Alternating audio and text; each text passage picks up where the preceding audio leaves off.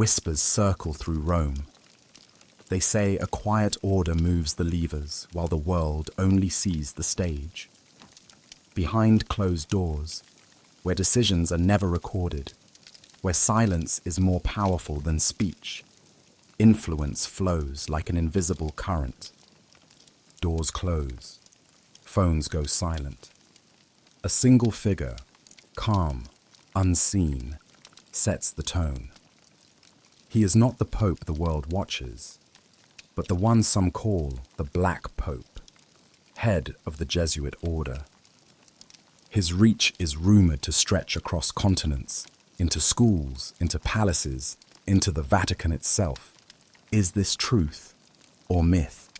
A carefully built strategy or just centuries of suspicion? The Jesuits have been praised as teachers, martyrs, and reformers, but also accused of manipulation, secrecy, even hidden control. So who really rules the Vatican? The one in white or the one in shadows? We begin inside the walls, not at the gates. A meeting ends. Papers slide into a leather folder. The room is simple. The influence is not. People call him the Black Pope, not for color or creed, but as a nickname for the superior general of the Jesuits, the man who leads one of the most disciplined orders in the Catholic Church. This is a story about power that rarely shows its face. Some say the Jesuit order shapes ideas, not headlines. It builds leaders, not celebrities. It guides with schools, missions, and minds trained to think in layers. Others swear there's more, a web of quiet alliances, coded favors, and a chain of influence that stretches from seminaries to staterooms. We will not shout. We will look.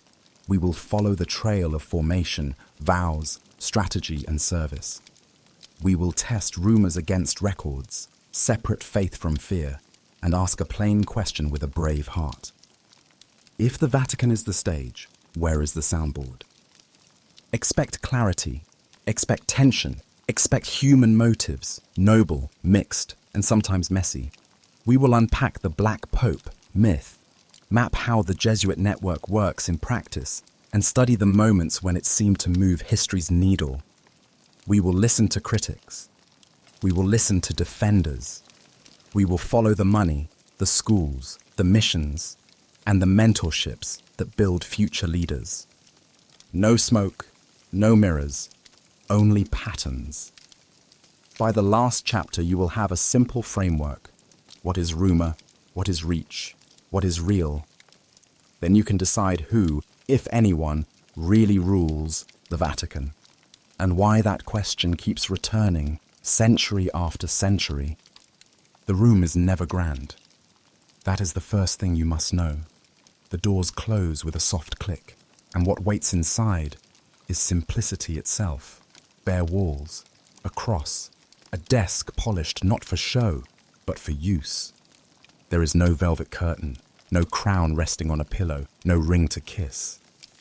And yet, in these quiet walls, voices pause when one man begins to speak. He does not raise his tone. He does not need to. He is the superior general of the Society of Jesus, the leader of the Jesuits. Outsiders call him the Black Pope, not because of darkness, not because of shadow, but because he wears the same black cassock that countless priests wear, and because some believe his reach rivals that of the Pope himself. Rumor clings to him like smoke to wood. Critics whisper that he guides the Vatican from the back corridors, his word heavier than edicts. Defenders insist this is myth, a misunderstanding of both power and mission. Between these two poles, rumor and reality, sits the truth. What happens behind the door is less about commands and more about currents. The Jesuit General does not shout orders. He sets tone. He shapes vision. He writes letters that ripple outward, small at first, but gathering weight as they are passed through provinces and houses across the globe. His power is not in spectacle, it is in patience. A seed planted in the soil of a Jesuit school today may rise as a bishop, a thinker, or a diplomat 30 years from now. This is not conquest. This is cultivation. The myth of the Black Pope imagines midnight councils and coded messages. The reality is more ordinary, but no less potent. Ordinary because the Jesuits hold no armies, no lands of their own, no visible throne. Potent because ideas and people outlast palaces. In those private meetings, what is shaped is less a decree and more a direction, a tilt of emphasis, a choice of what to highlight, what to set aside. To the outside eye, invisible. To the careful observer, decisive. Consider how influence often moves. A pope delivers an encyclical. Reporters and cameras capture the moment. Bishops discuss. Articles are written, all visible. Yet, beneath the speech, there may be years of preparation, silent consultation, careful framing. Perhaps one of those consultations included a Jesuit advisor. Perhaps it did not. There is no paper trail to prove. What lingers is only the sense that the Jesuit mind works quietly, offering a line of thought, a phrase, a frame of reference. This is why people say the Jesuit General rules behind the door. He does not, but he does advise, and the advice flows with a subtle force. You must imagine a tide. The Pope is the moon, visible, commanding, the source of pull. The Jesuits are the tide, silent, rising and falling, shaping the shore not in a day, but across decades. Which one is stronger? Which one rules? The question itself may be wrong. They exist in relation, each drawing from the other. Critics often ask, if the Jesuit General does not rule, why then the secrecy? Why do doors close? The answer is simpler than they want to hear. Closed doors protect discernment. Discernment, in Jesuit practice, means quiet listening, testing spirits, weighing not just logic, but also movement of the heart. It is not the work of television lights. It is the work of silence. A room full of voices reflecting, disagreeing, praying, waiting for clarity. Secrecy is not conspiracy. It is protection of fragile thought before it becomes solid action. And yet, the secrecy feeds suspicion. Humans fear what they cannot see. When the Jesuit General is rarely photographed, rarely interviewed, rarely quoted, his absence becomes presence. Imagination fills the void. Suddenly he is everywhere, pulling strings, shaping conclaves, choosing popes. The myth grows precisely because he does not try to cut it down.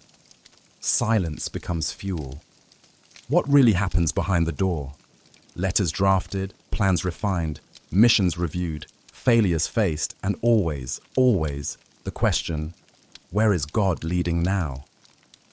This is no small question, for the Jesuits are trained to read not just history, but history's movements.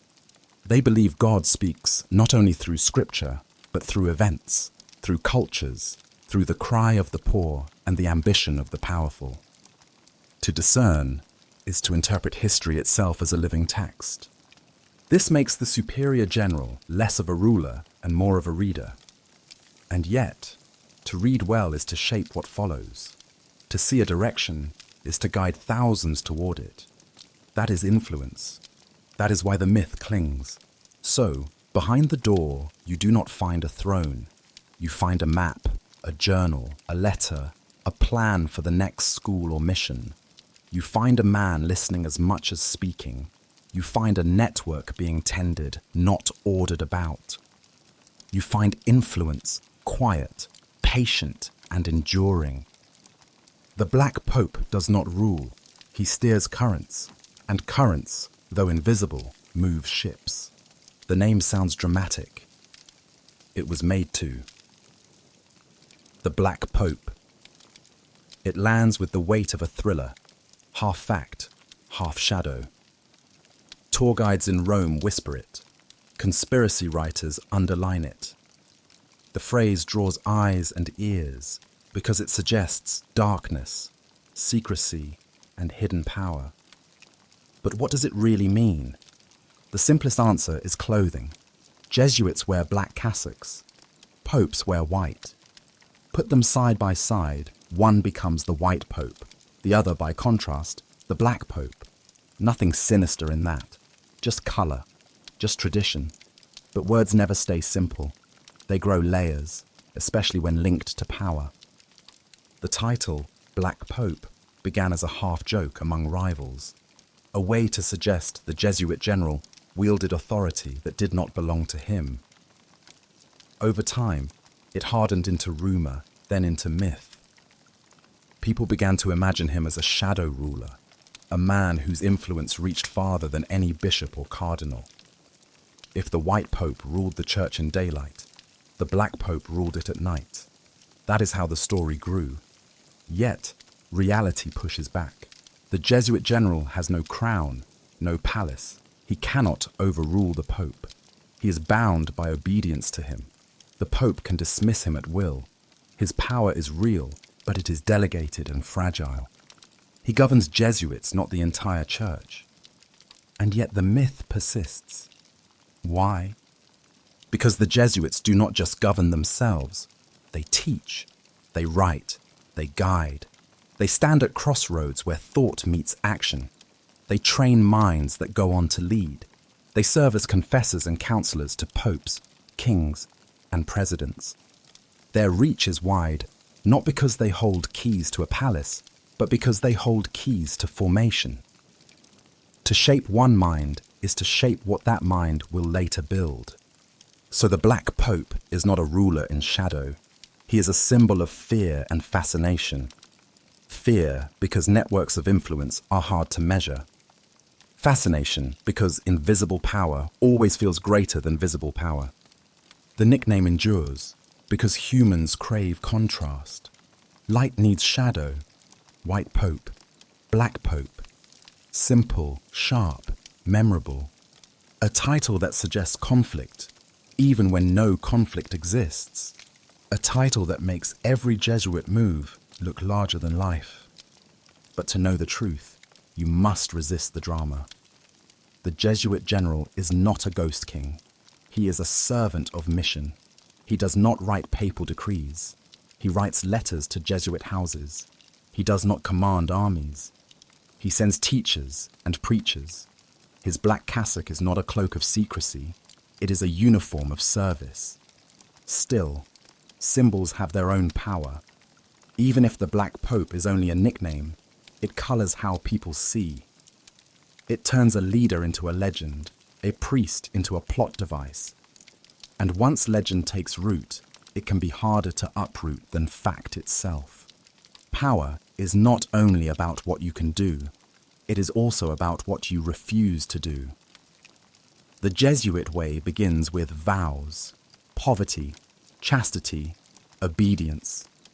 Simple words, heavy weight. They shape every choice, every path. They turn ambition into patience, energy into focus. Poverty means no private wealth. A Jesuit may run a university budget larger than a city's, yet he owns nothing personal. The power of money does not attach to his name. Chastity means no family of his own, no heirs to pass influence to, no dynasty. His loyalty cannot be divided. Obedience means the path is not self-chosen. He goes where sent, does what asked, trusts in a larger vision. To outside eyes, these vows look like limits. To the Jesuits, they are freedom. Freedom from distraction, freedom from compromise, freedom to play the long game. Because the long game requires letting go of short wins. Consider education. To open a school is not glamorous. It takes decades before students rise into leaders. But a vow of patience allows Jesuits to wait, to to see influence not in today's applause, but in tomorrow's decisions. Consider missions. A priest may labor a lifetime in obscurity, teaching, listening, planting seeds. No headlines, no statues. But the vow of obedience allows him to stay where others would leave. The long game is strategy born of vows, because vows shift focus from personal gain to collective mission. A politician must win next year. A Jesuit can plant seeds that bear fruit 50 years on. That patience unnerves critics. It looks like cunning. It looks like a hidden plan. In truth, it is discipline. The Jesuit General, guiding men under vows, knows this better than anyone. His influence is not sharp or sudden. It is woven slowly, like threads into cloth, invisible at first, undeniable once complete. So, the vows are not weakness. They are power disguised as service. They allow the Jesuits to play the longest game of all, shaping not events, but eras. It begins not with power, but with waiting. A young man walks through the door of a novitiate house. The walls are plain, the corridors quiet, the rooms stripped of distraction. No medals, no trophies, no signs of ambition. He carries no title. He is not yet anything. Only a novice. And here, the shaping begins. Jesuit formation is unlike almost any other path of leadership. It is not fast. It is not loud. It does not hand out ranks in months or even years.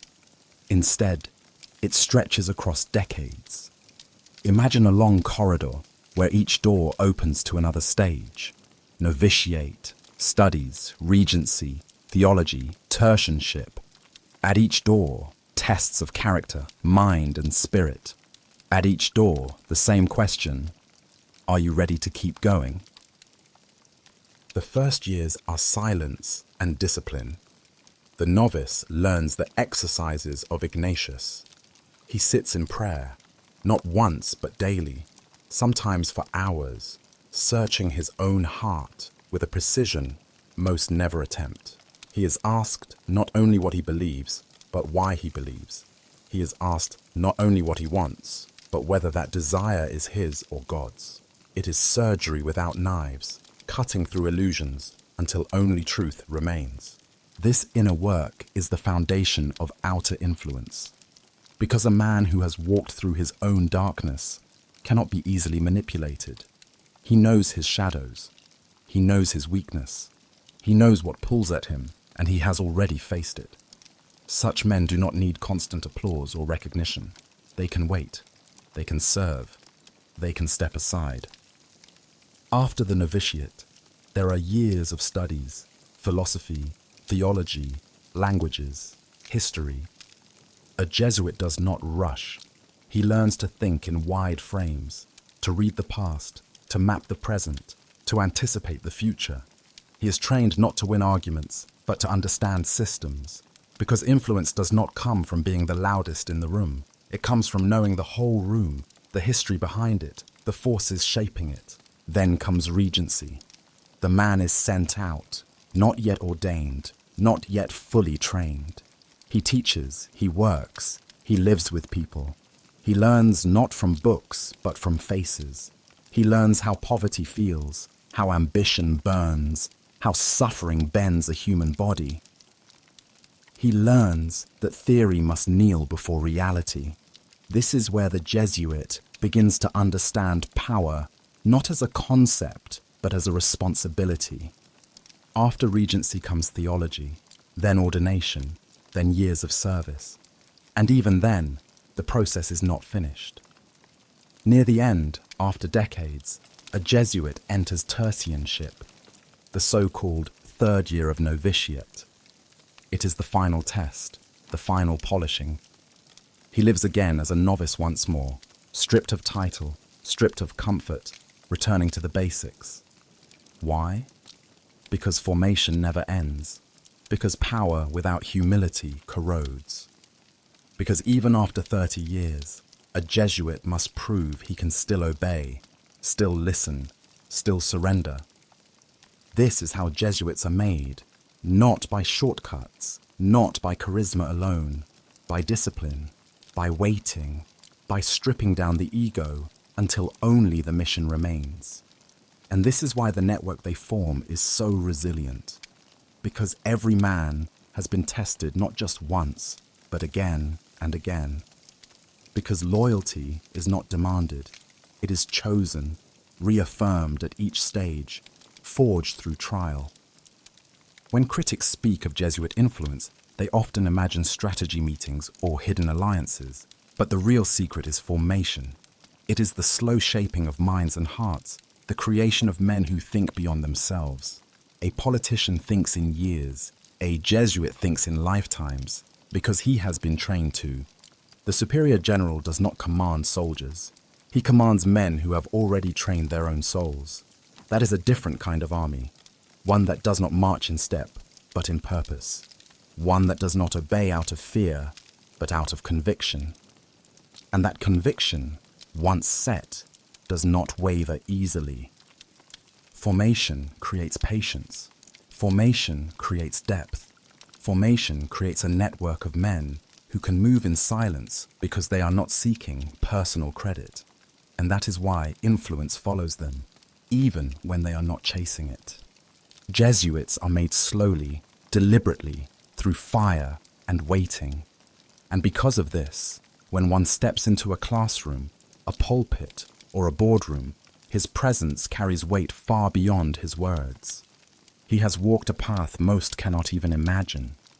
This is not magic. It is discipline. This is not conspiracy. It is character.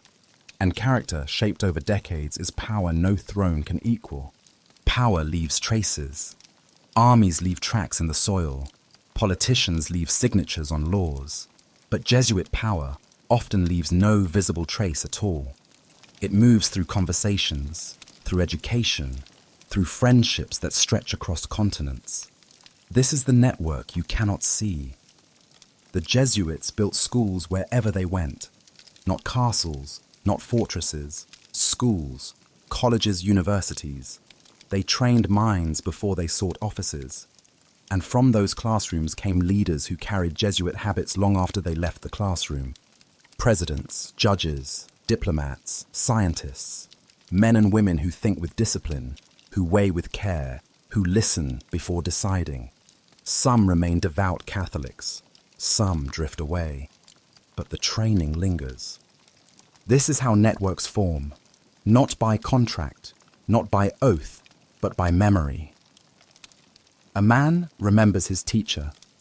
He remembers the priest who listened, the mentor who guided. When he rises to power, he calls back, not out of duty, but out of gratitude. Influence travels along those lines like water through roots, invisible but nourishing. The network is also spiritual. Confession is private, sacred, protected. Yet in confession, in spiritual direction, people pour out their fears and hopes. Jesuits have long served as confessors to the powerful. Kings, queens, popes, generals.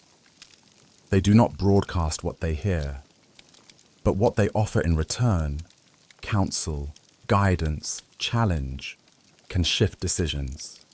Again, no trace, no record. Only a change of heart that may later change a policy. The Jesuit network is not centralized. It is not commanded like troops. It is organic. A school in Manila connects to a university in Boston. A retreat in Madrid echoes in the words of a student in Sao Paulo. Threads cross oceans, weaving a fabric that cannot be mapped, but can be felt. Critics say this is manipulation. Defenders say it is service. The truth is that networks amplify whatever they carry. If they carry ambition, they amplify ambition. If they carry wisdom, they amplify wisdom. The Jesuit network carries formation, discipline, discernment, patience. Whether that is good or dangerous depends on who receives it and how they use it. What makes the network so resilient is that it does not depend on one man. If the Superior General vanished tomorrow, the schools remain, the teachers remain, the friendships remain. Influence does not collapse when the throne is empty. It flows on because it was never about the throne. That is why the Jesuits are accused of hidden power. Because people see outcomes, a leader shaped, a policy shifted, a pope advised, but cannot trace the lines back. The lines are too fine, too personal, too woven into the fabric of lives.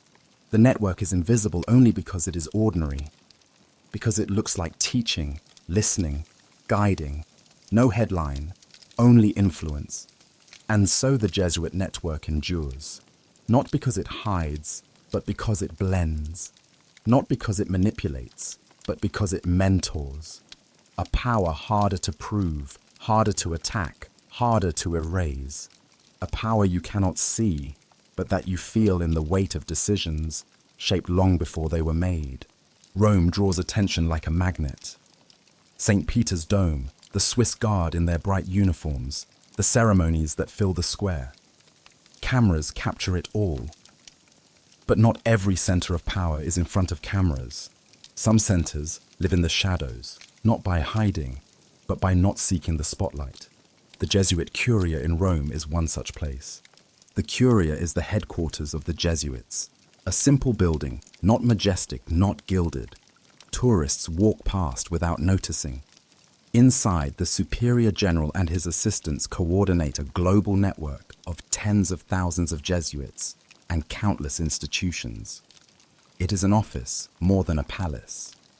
But the files on those desks can shape futures far beyond Rome. Here, reports arrive from provinces across the world. Letters from Asia, Africa, the Americas, each telling of schools, missions, struggles, successes. The general reads, listens, discerns. Decisions are made. Who will lead? Where resources will flow? Which projects will rise or fall? These are not decrees for the whole church. They are internal. But because Jesuits sit in classrooms, parishes, universities, and advising roles, these internal decisions ripple outward. The Curia does not command the Vatican. It sits beside it, near but distinct. Jesuits work in Vatican offices, yes. They advise popes, yes. But their headquarters is separate, their chain of authority their own. This independence is part of what feeds suspicion. How can one order be so global, so organized, and not be ruling in secret? The answer is more ordinary than the rumor. They rule themselves, not the Vatican. But because they are everywhere, their self-rule feels like wider rule. The spotlight rarely touches the Curia. The general does not give frequent interviews. His speeches are inward to Jesuits, not outward to crowds. The secrecy is not sinister. It is simply style. Jesuits prefer to act quietly, letting work speak. The world sees results, but not the meetings behind them. Inside Rome, power is often measured by visibility. Who stands on the balcony? Who signs the decree? The Jesuits measure differently. Who is formed? Who is guided? Who is sent? That makes their center harder to read. Cameras do not linger on teachers or confessors. They linger on thrones. The Jesuits occupy no throne. And yet, decisions made in their Roman headquarters ripple worldwide. A reassignment, a priority, a new school approved, all shape futures quietly. Rome is the hub, but it is a hub without spotlight, a nerve center disguised as an office. Critics call it shadow. Admirers call it humility. But both agree. The Jesuit center in Rome may not shine under lights, but its influence is real. For power is not always where the cameras point. Sometimes it is in the quiet room beside the square, where doors close, papers shuffle, and directions for a global network are set. Without applause, without notice, without spotlight. Walk far from Rome. Leave the stone courtyards and quiet offices. Step into villages where dust hangs in the air, into city schools where children crowd cracked desks, into hospitals where supplies are thin and prayers are thick. Here you find Jesuit field operations, not ceremony, not marble, but the everyday grind of presence. A missionary bends over a grammar book in rural India, teaching vowels to children whose parents never learned to read. A Jesuit in Africa listens more than he speaks, gathering stories of displacement, recording facts that later fuel international reports. In Latin America, another sits with farmers, showing how land reform can be negotiated without violence. These men do not wear crowns, they wear tired shoes. And yet, through these fieldworks, influence builds, not in one sweep, not with a single act, but with steady threads woven into daily life. A school shapes a generation. A health clinic builds trust. A retreat house becomes a center for reflection that later births leaders. These things look small, ordinary, almost forgettable, but they accumulate. Consider the education footprint. Jesuit schools rise in Manila, in Boston, in Sao Paulo, in Nairobi.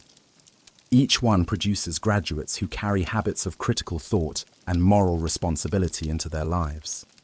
Some of those graduates become business leaders, some politicians, some teachers themselves. Each one carries a small spark from the Jesuit approach. Multiplied by tens of thousands, the effect is enormous.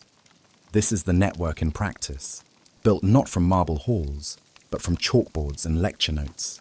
Field operations also give Jesuits information others do not have.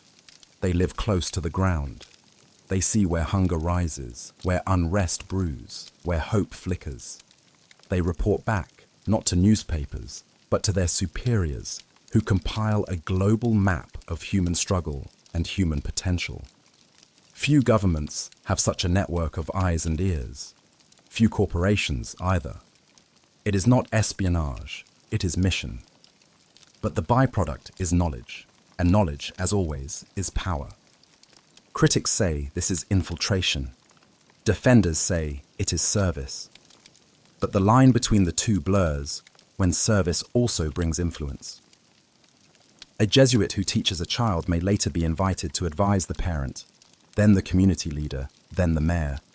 No strategy session planned it, but it happens again and again because presence builds trust. Field operations also allow experiments. Ideas tested in one village, microfinance, cooperative farming, community mediation, are reported, refined, and sometimes exported elsewhere. What begins as a local project can spread globally through the Jesuit network. This is how influence travels, not top-down decrees, but bottom-up innovation, carried across continents by men who share methods and mindsets. It is easy to underestimate fieldwork because it is not glamorous. A missionary in a village does not look like a player in global politics. But 50 such missionaries in 50 countries, each shaping minds and communities, create influence on a scale most governments would envy. The Superior General does not need to sit in every meeting of power. His men are already in the field, shaping futures from the ground up. That is how the Jesuits extend reach, not by command, but by presence. Not by armies, but by classrooms, clinics, conversations. The field is where theory becomes practice, and practice, multiplied globally, becomes power. The most private influence is not in public halls, but in small rooms where only two people sit. One speaks, the other listens. A Jesuit as mentor, as confessor, as spiritual director.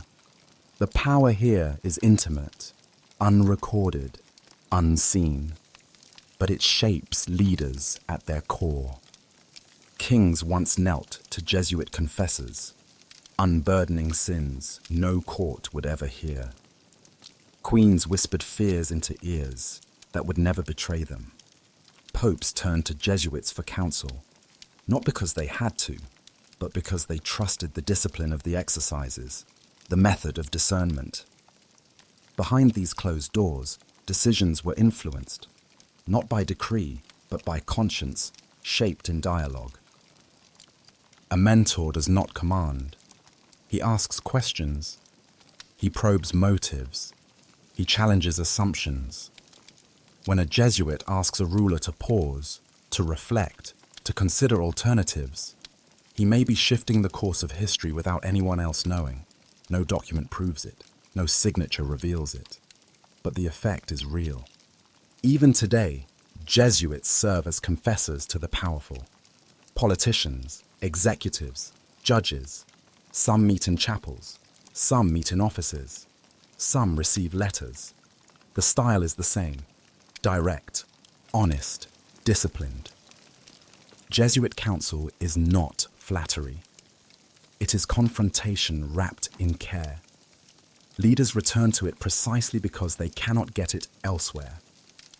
Mentorship also happens in classrooms. A professor sees a spark in a student. He guides, challenges, inspires. Years later, that student rises to power and carries the habits of thought shaped long ago. The professor is forgotten in public memory, but his fingerprints remain in every decision the leader makes. This is why the Jesuit reputation grows larger than their numbers. They are not many compared to other orders, but they sit close to those who matter, not because they chase them, but because the powerful seek them. The attraction is the Jesuit method: discernment, analysis, honesty. In a world of flatterers, a voice of truth becomes rare and invaluable. Critics see manipulation. They argue Jesuits steer leaders toward hidden agendas. Defenders insist the opposite, that they free leaders from illusions, helping them act with clarity. The truth is complex. Influence always carries risk. A mentor's advice may serve justice, or it may tilt toward bias. The secrecy of the relationship means outsiders can only guess, and that uncertainty fuels suspicion. Yet, across centuries, one pattern remains. When leaders speak of the voices that shape them, Jesuits often appear on the list. Not loud, not visible, but steady. They are remembered not for public speeches, but for private questions that left deep marks. The Superior General does not need to sit with every leader. Enough of his men do, and each one carries the training of formation, the habit of discernment, the willingness to guide without seeking credit. That is why Jesuit mentorship is powerful. It is not about one moment. It is about shaping the very compass by which leaders steer. The world sees laws, treaties, policies. Few see the quiet conversations that shape the minds behind them. That is how Jesuit influence travels, not through commands, but through conscience. The core of Jesuit practice is not teaching or preaching. It is discernment, the method of deciding, of choosing paths, of testing spirits. To outsiders, it looks like prayer. To insiders, it is strategy dressed in faith. Discernment is slow. It does not leap to answers. It begins with silence. A Jesuit sits, listens to his heart, notices movements, joy, fear, restlessness, peace. He names them. He weighs them. He asks, which of these comes from God and which does not? Then he tests. He imagines one decision, then another. He feels how each sits in his soul. Over days, weeks, sometimes months, clarity emerges. This method, created by Ignatius of Loyola, is both spiritual and practical. It can be used for personal choices. Should I accept this assignment? Or global ones? Should we open a school in this city? Should we speak publicly on this issue? The power of the method is that it resists impulse. It forces reflection. It creates leaders who decide not from fear or haste, but from grounded conviction. In crises, this method shows its strength. A scandal erupts. A government pressures the church. A pope faces conflicting advice. Where others panic, Jesuits pause. They gather data, but also feelings. They look at outcomes, but also at movements of the heart. They decide not only with logic, but with depth. That calm, in a storm, gives them influence. People trust those who can think clearly when chaos reigns. Discernment also shapes how Jesuits mentor others. They teach leaders to notice inner movements, to test motives, to listen for the deeper pull beneath surface noise. A president trained in this method may make decisions differently, not only from polls or pressure, but from inner conviction tested through discernment. That difference can change nations. Critics say discernment is manipulation in disguise, a way to dress subjective feelings as divine guidance. Defenders say it is honesty, a way to face the heart rather than deny it. Either way, the method works. It shapes choices. It creates leaders who act with unusual clarity. The Superior General himself uses this method constantly. He must decide assignments, priorities, strategies. He listens, weighs, tests. He trains his assistants to do the same, and through them, the method spreads globally. Every Jesuit, wherever he is, carries this same habit. Imagine tens of thousands of men across continents, all making decisions with the same framework. That unity alone creates power. Discernment is not dramatic. It leaves no record, but it is the invisible spine of Jesuit influence. It explains why they can act calmly, why they can mentor effectively, why they can play the long game. Because while others react, they discern. And discernment, practiced for centuries, is not just a method, it is an art that quietly shapes not only Jesuits, but those they guide. An art that, unseen, helps steer the course of history. Power without money fades. Influence without resources dries out like a spring in summer. The Jesuits have always understood this truth. They preach vows of poverty, yes, and each man personally owns nothing. But the order as a whole moves money. Quietly, strategically, carefully. Not for palaces, but for missions. Not for luxury, but for reach. Walk into a Jesuit university and look around. The classrooms shine, the libraries hum, the technology is current. Tuition flows in, donations pile up, alumni return with gifts. Multiply that across dozens of universities worldwide, and you begin to see the financial backbone of the order. It is not a hidden fortune locked in vaults under Rome. It is a living stream of income through education, through service, through global projects. Budgets are reviewed constantly at the Curia. Reports come from every province. How much spent? How much received? What is sustainable? What is in danger? The Superior General and his team sift through numbers as carefully as they sift through spiritual matters. They decide where to cut, where to expand, which mission is worth investment, which must be closed. In this way, Jesuit money is not idle. It is disciplined, moving where it sustains the most fruit. Critics suspect hidden treasure chests. They imagine secret backers pulling strings, funding shadow agendas. The truth is less romantic, but still powerful. Jesuit institutions generate income through tuition, publications, retreats, and research.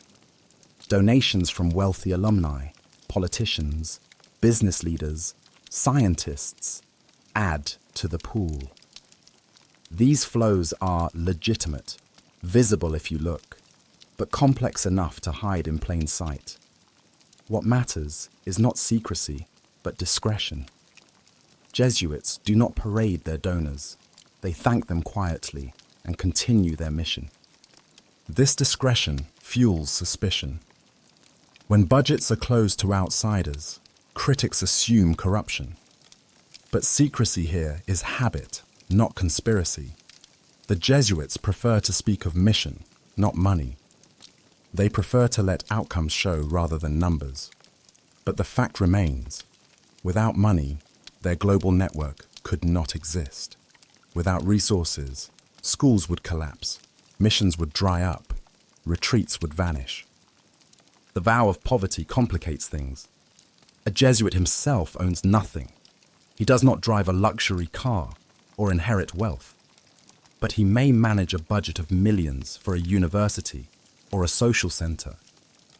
This paradox, personal poverty, institutional wealth, creates misunderstanding. Outsiders see Jesuits managing resources and think they break their vows.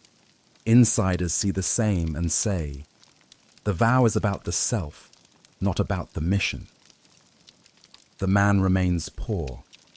The mission remains funded. Quiet backers also play a role. Jesuits, by their very nature, attract thinkers and elites.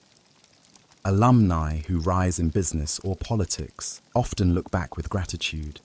They give money, not as bribes, but as gifts, wanting to repay what shaped them. Over decades, this builds endowments and reserves that make the Jesuit order one of the most financially resilient in the Church. With money comes power. Not the kind that buys governments, but the kind that sustains influence through generations. A politician may win one election and fade. A Jesuit university, backed by steady endowment, shapes thousands of students year after year. That is power multiplied. But budgets can also become battlegrounds. Choices about where money flows reveal priorities.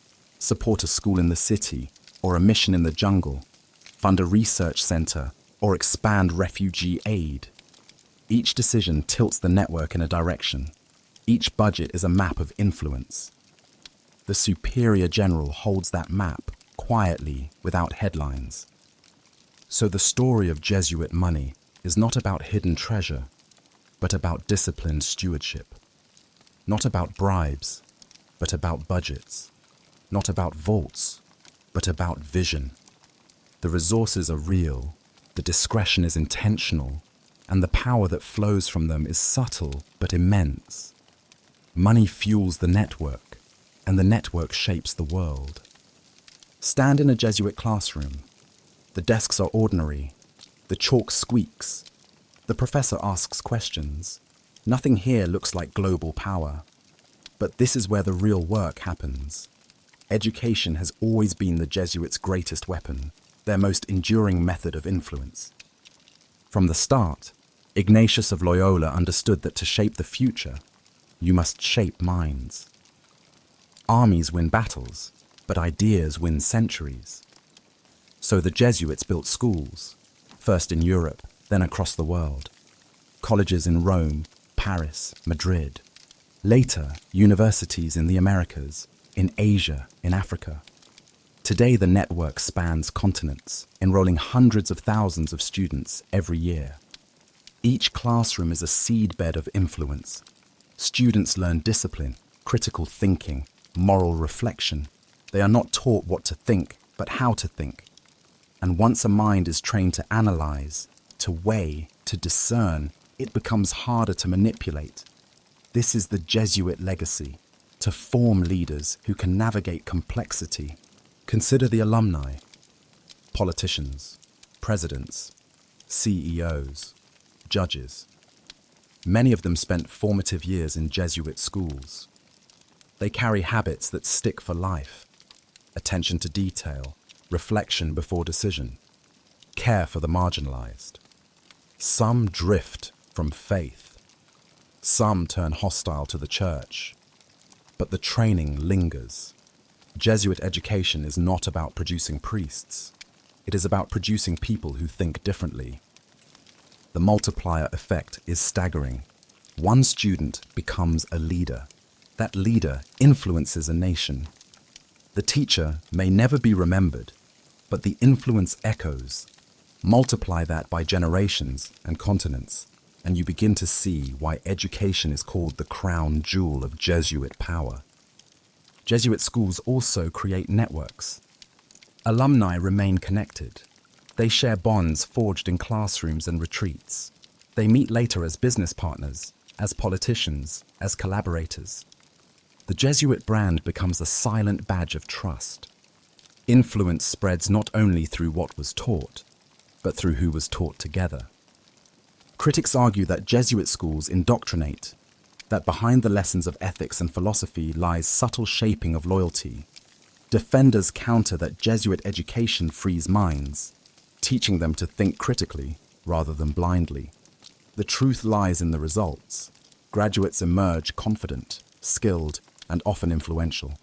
Whatever else, the system works. The force multiplier effect comes from scale. One school shapes hundreds. Hundreds of schools shape millions. Those millions shape nations.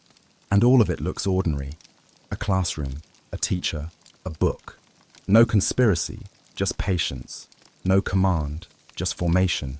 Jesuit education is not flashy. It is not immediate, but it endures.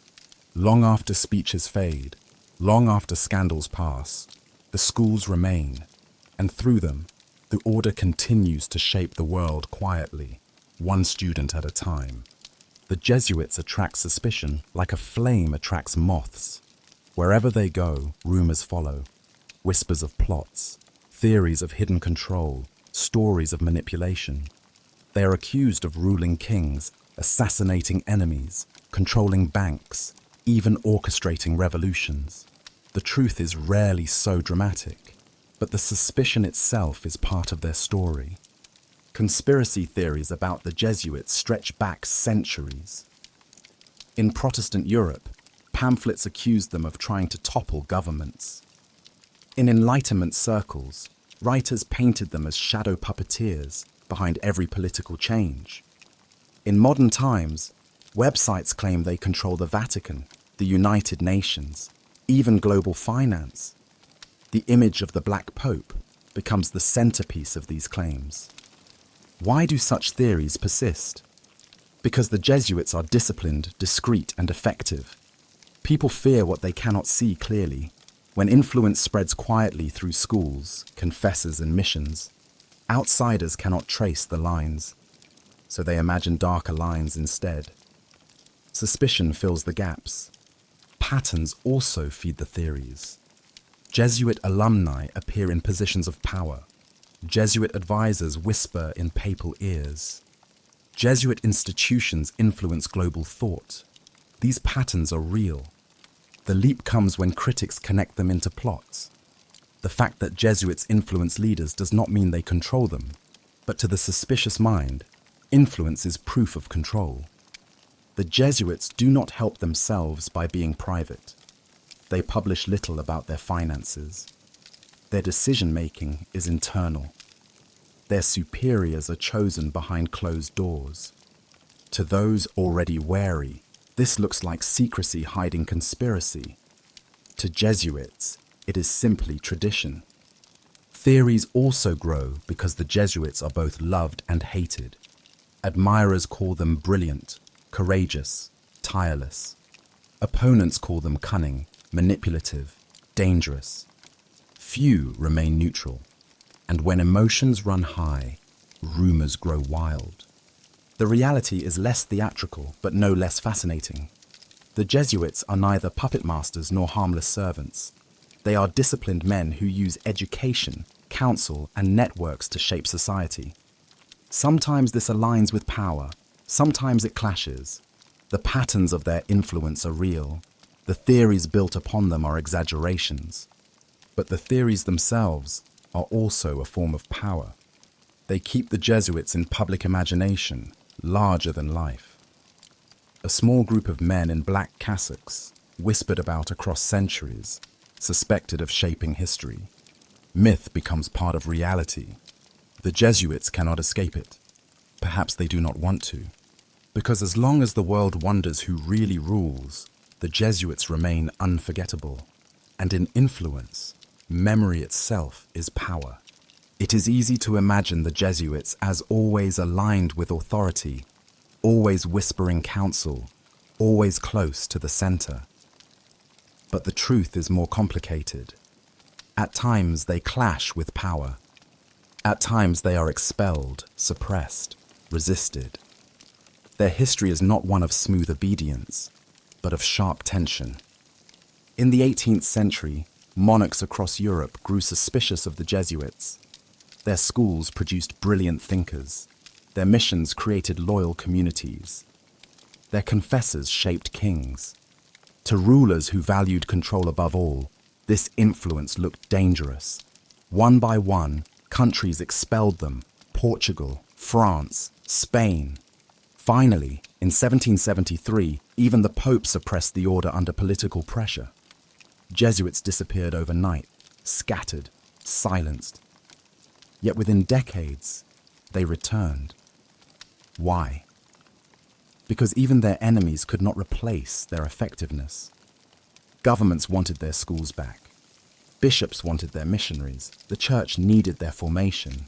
This cycle, admiration, suspicion, suppression, return, repeats. In modern times, Jesuits have clashed not only with monarchs, but with governments and even popes. Their commitment to justice often leads them into conflict with those in power. In Latin America, they stood with the poor against regimes that used violence to silence dissent. In El Salvador, 6 Jesuits were murdered in 1989 for defending the powerless. Their blood became a testimony that Jesuits do not always align with rulers. Sometimes they confront them. Even in Rome, tension exists. Popes set doctrine. Jesuits push for new perspectives. Theologians in the order have been investigated, silenced, even expelled. Yet the tension itself shows the paradox of Jesuit power. They are loyal, but not tame. They obey, but they also question. And that questioning often makes them targets. The clash with power also happens inside. Jesuits argue among themselves. Some push for bold engagement in politics. Others warn against becoming too entangled. Some demand prophetic voices. Others demand quiet service. The Superior General must navigate these divisions, keeping the order united while allowing debate to breathe. Critics see these clashes as proof of disloyalty, proof that Jesuits seek to undermine authority. Admirers see them as proof of integrity, proof that they will not simply bow to pressure. The truth again lies in complexity. Jesuits follow their vows, but their mission leads them into conflict when power abuses the weak. They cannot remain neutral when injustice spreads, and so they clash. This tension gives their story texture. It prevents the myth of the Jesuits as mere shadow rulers from becoming too simple. They are not always in harmony with authority. Sometimes they stand against it, and in doing so, they pay the price. Expulsion, censure, death. And yet, the order endures. The power of the Jesuits lies not only in their ability to align with authority, but in their willingness to confront it. Influence without courage is manipulation. Influence with courage becomes sacrifice, and sacrifice leaves a mark deeper than policy. The clashes show that Jesuits are not only mentors of the powerful, they are also critics of the powerful. They do not simply sustain the system, they also challenge it. And that dual role, insider and outsider, counselor and critic, is what makes their influence both feared and respected. In a world where every headline is chased, every microphone grabbed, every soundbite polished, the Jesuits often choose another path: silence. They do not flood the press with statements. They do not defend themselves loudly when accused. They let time speak. They let results show. This silence frustrates critics. When conspiracy theories swirl, Jesuits rarely issue lengthy rebuttals. When scandals break, they release minimal statements. When praised, they deflect attention. Silence becomes their shield. It is not weakness, it is strategy. The roots of this strategy lie in Ignatian spirituality. Discernment requires listening, not rushing. Silence creates space for reflection. The Jesuit learns from the beginning that words matter, and too many words dilute their force. Better to speak once with clarity than to speak often with noise. Silence also protects discretion. Confessors cannot reveal what they hear. Mentors cannot publicize conversations with leaders. Teachers cannot betray the trust of students. Silence is built into the fabric of their work. To break it would destroy credibility. To keep it, even under suspicion, preserves influence. Yet silence is not passive. Jesuits know that in an age of media, silence itself sends a message. It suggests mystery. It frustrates opponents. It invites imagination. People fill the gap with speculation. That speculation often exaggerates Jesuit influence. Paradoxically, by saying less, they are seen as doing more. Silence amplifies the myth. Consider how other institutions react to crisis. They hold press conferences, hire spokespeople, issue denials. Jesuits rarely do. They absorb the storm quietly. They wait for attention to shift. Meanwhile, their work continues. The school opens on time. The retreat goes forward. The student graduates. Influence builds quietly while the media cycle burns out. There is risk in this strategy. Silence can look like guilt. It can look like arrogance. It can feed suspicion.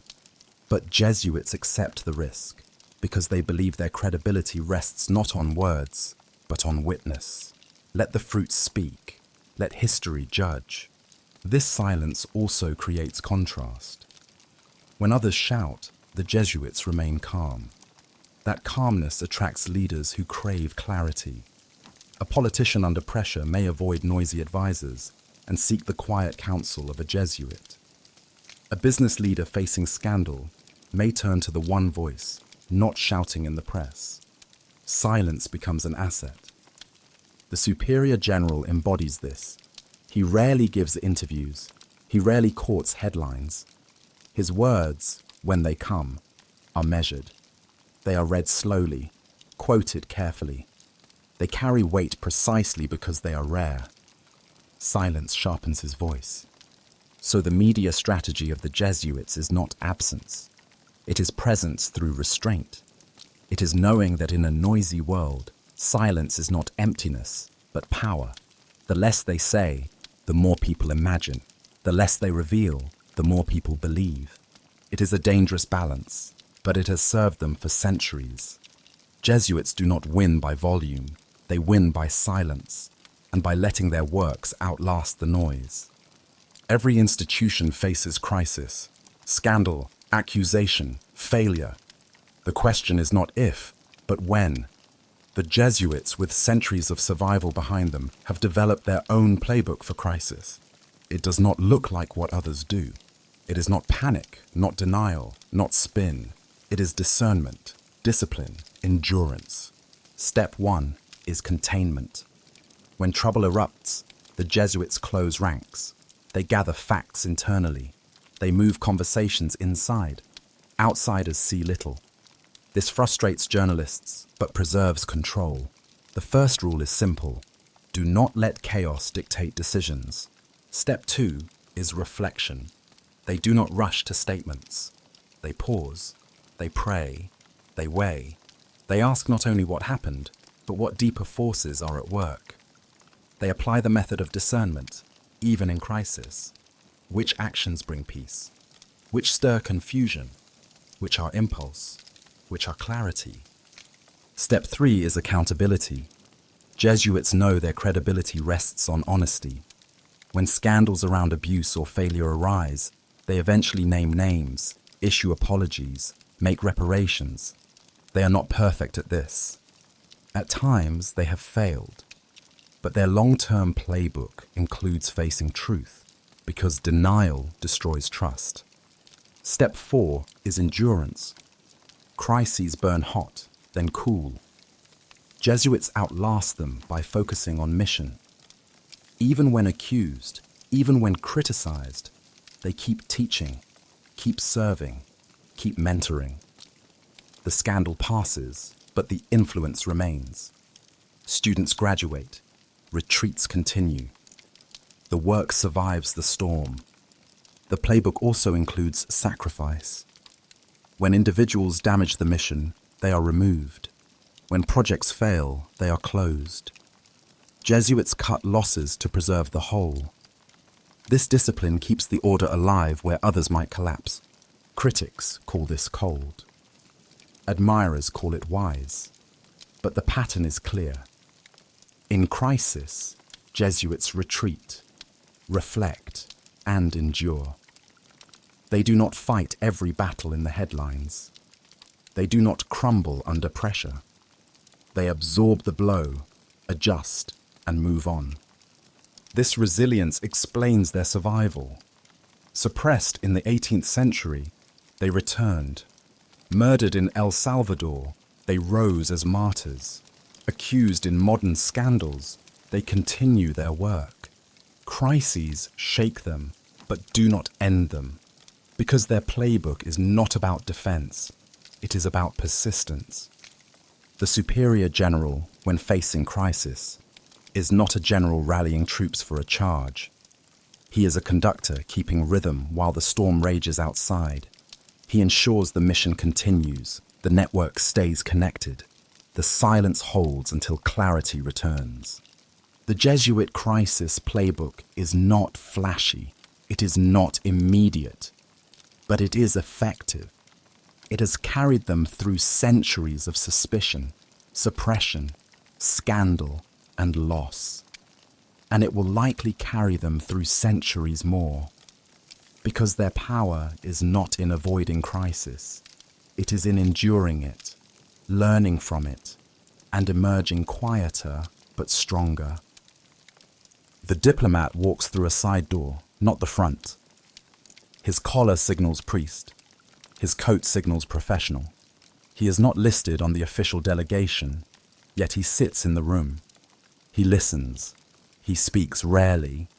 And when he does, the words reshape the conversation. This is Jesuit diplomacy. Subtle, quiet, unrecorded. For centuries, Jesuits have acted as unofficial diplomats. Their global network places them in countries before governments arrive. Missionaries live in villages untouched by embassies. Teachers work in schools long before treaties are signed. When states want to understand a culture, Jesuits already know the language, the customs, the wounds. They become natural bridges.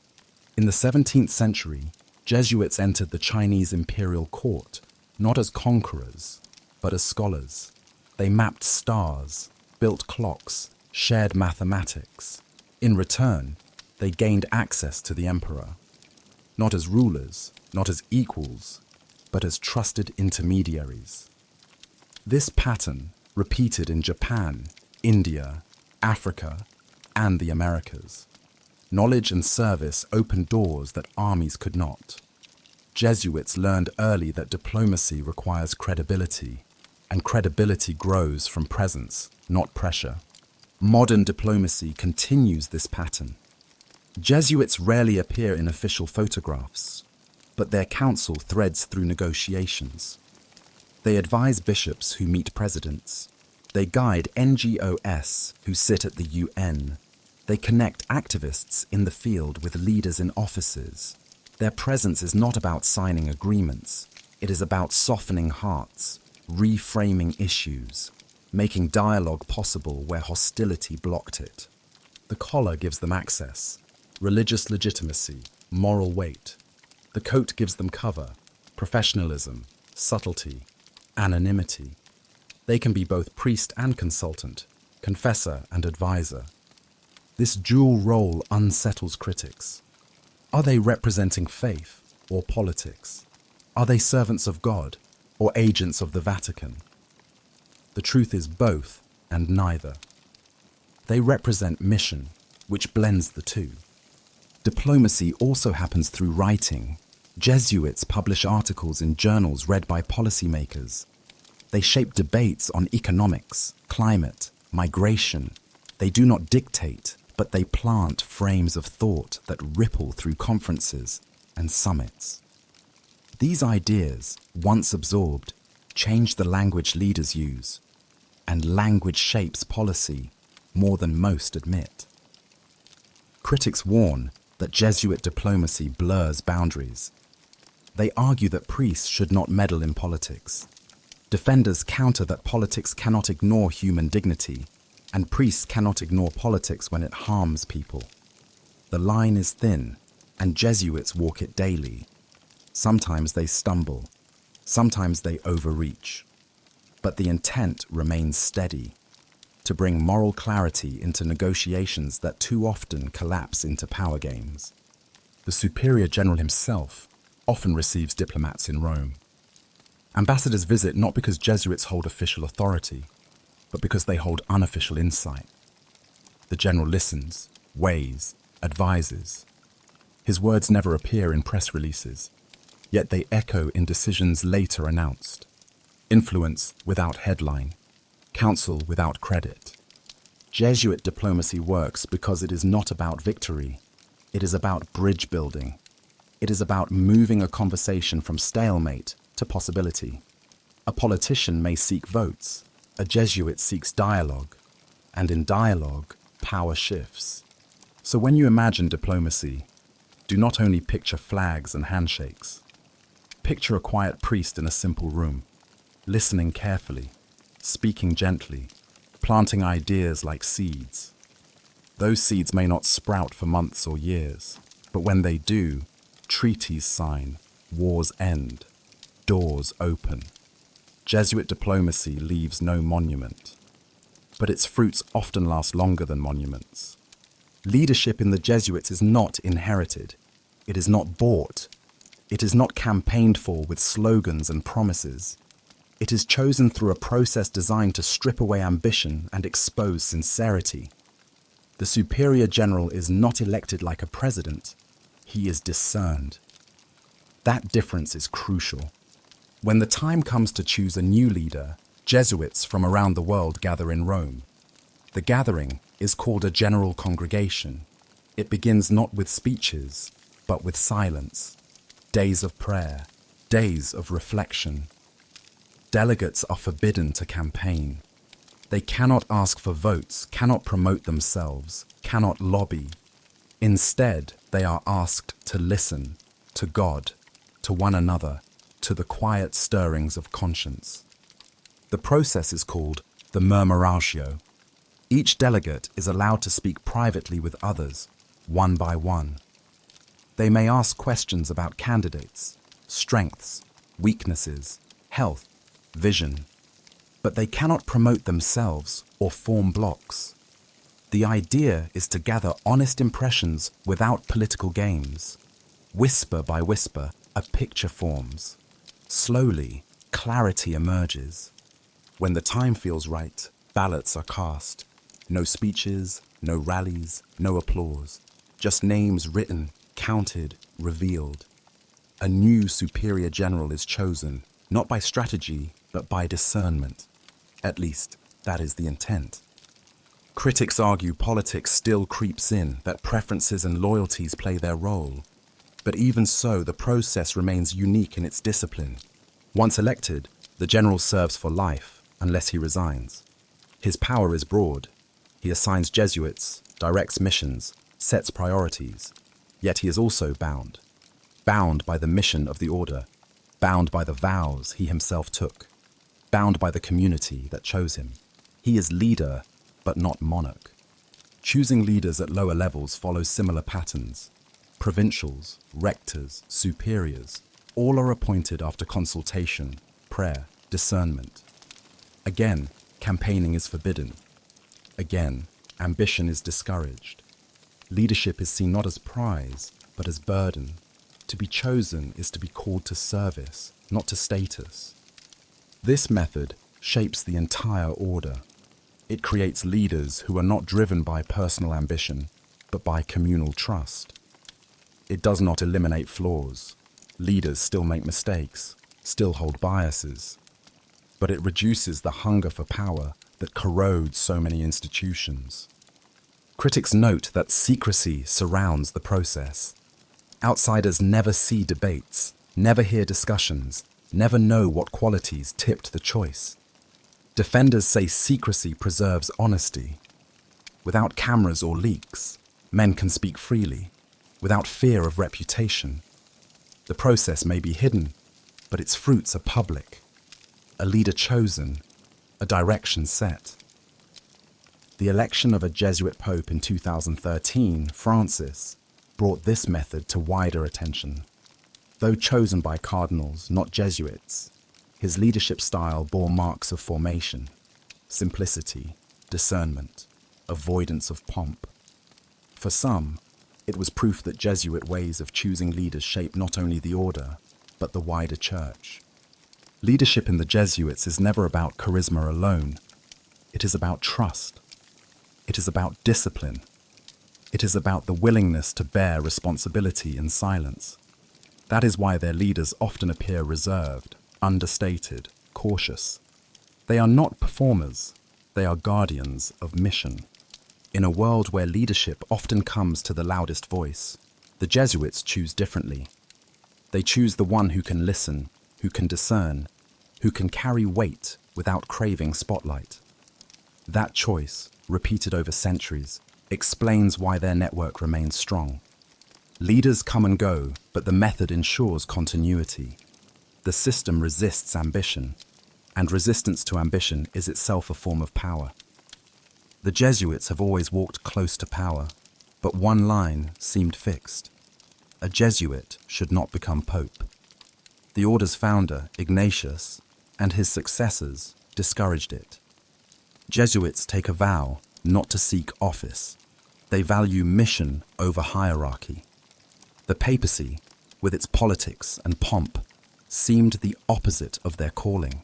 For centuries, the line held. No Jesuit wore the white cassock. Until Francis. In 2013, Jorge Mario Bergoglio, a Jesuit from Argentina, was elected pope. The world gasped. Headlines declared, the first Jesuit pope. For admirers, it was a triumph. For critics, it was proof of hidden ambition. For the Jesuits themselves, it was complicated. A Jesuit pope blurs boundaries. The Superior General is already called the Black Pope. Now the White Pope is also a Jesuit. Does that mean the order controls the Vatican? Number. But perception matters, and perception shifted overnight. Suddenly, the methods of discernment, the style of simplicity, the focus on justice, all Jesuit marks, were at the heart of the papacy. Francis himself seemed uneasy with the role. He avoided grandeur, he spoke simply, he lived modestly. These choices reflected Jesuit formation. They also redefined the papacy's image. For supporters, this was renewal. For detractors, it was dilution of tradition. The Pope question raises deeper issues. Can a Jesuit truly serve as Pope without betraying his vow of humility? Can the order remain distinct when one of its own sits on the highest throne? Does the general lose influence when the Pope is already Jesuit, or gain influence through alignment? The answers remain complex. Inside the order, feelings are mixed. Pride, yes. Tension, also. Jesuits see Francis as one of their own, yet also no longer bound to them. He belongs to the Church Universal. His decisions sometimes align with Jesuit priorities.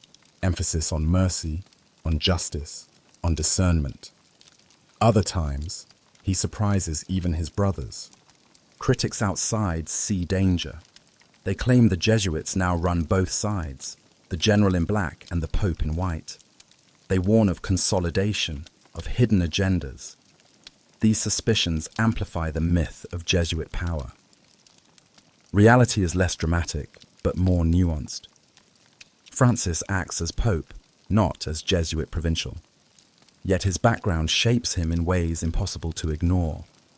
The The Pope question also reveals the tension between visibility and invisibility. Jesuit power has always thrived in shadows, through influence, through counsel, through education. Now, one of their own stands in full light. The myth of hidden rulers collides with the reality of open leadership. For some, this proves the conspiracy. For others, it shows the myth never matched reality. Francis himself has spoken of his Jesuit roots with simplicity. He carries their spirituality into the papacy, but resists being defined by the order. He is Pope first, Jesuit second. Yet the shadow of the order stretches behind him, coloring how every decision is read. The Pope question will linger long after Francis. It has broken a barrier. Now the world knows a Jesuit can sit on Peter's throne. Will it happen again? Perhaps. And if it does, the myth of Jesuit control will only grow stronger. For now, the tension remains. A Jesuit pope redefines both papacy and order. It creates suspicion and pride, conflict and renewal. It places the Jesuits not just near the center, but at it. And it leaves the world asking once more, who really rules the Vatican? The Jesuit university does not look like a fortress. It does not bristle with walls or weapons. It looks like any other campus. Students rushing to class, professors scribbling notes, libraries humming with quiet. But behind those walls, thought is being shaped. And thought, multiplied, is power. Jesuit universities are not ordinary schools. From the beginning, they were designed to be more than places of learning. They were training grounds for leaders, laboratories for ideas, workshops for influence. Students who enter leave not only with degrees, but with habits, discernment, analysis, reflection that guide them for life. These habits spread into politics, economics, science, and culture. Every Jesuit university holds a paradox. Professors insist on academic freedom, yet formation shapes their vision.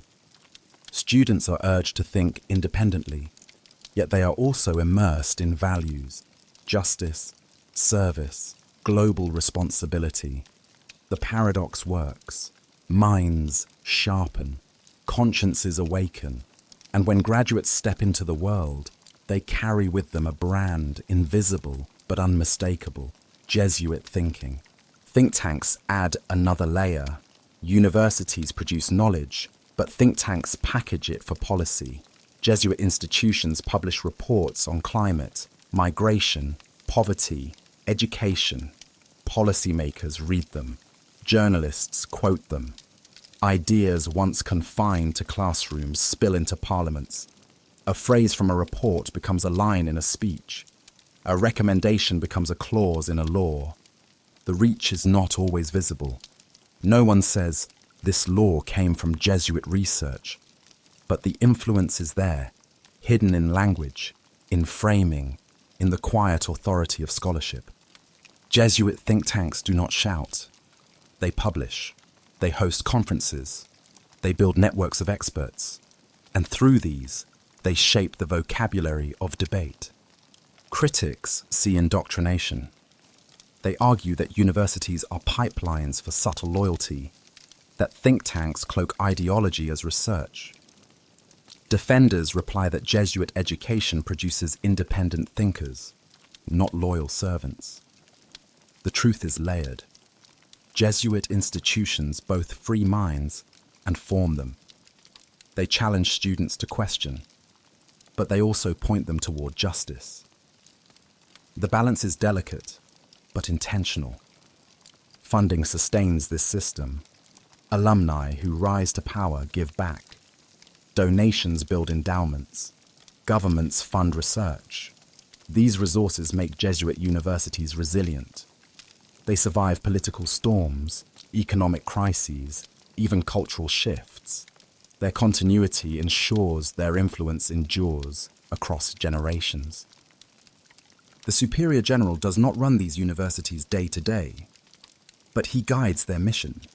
He sets priorities, ensures alignment, pushes for justice over mere prestige. The network of universities becomes an extension of the Jesuit vision, and when their research shapes debate, when their graduates shape nations, the fruits return to Rome. Jesuit universities and think tanks are not loud instruments of control. They are subtle multipliers of influence.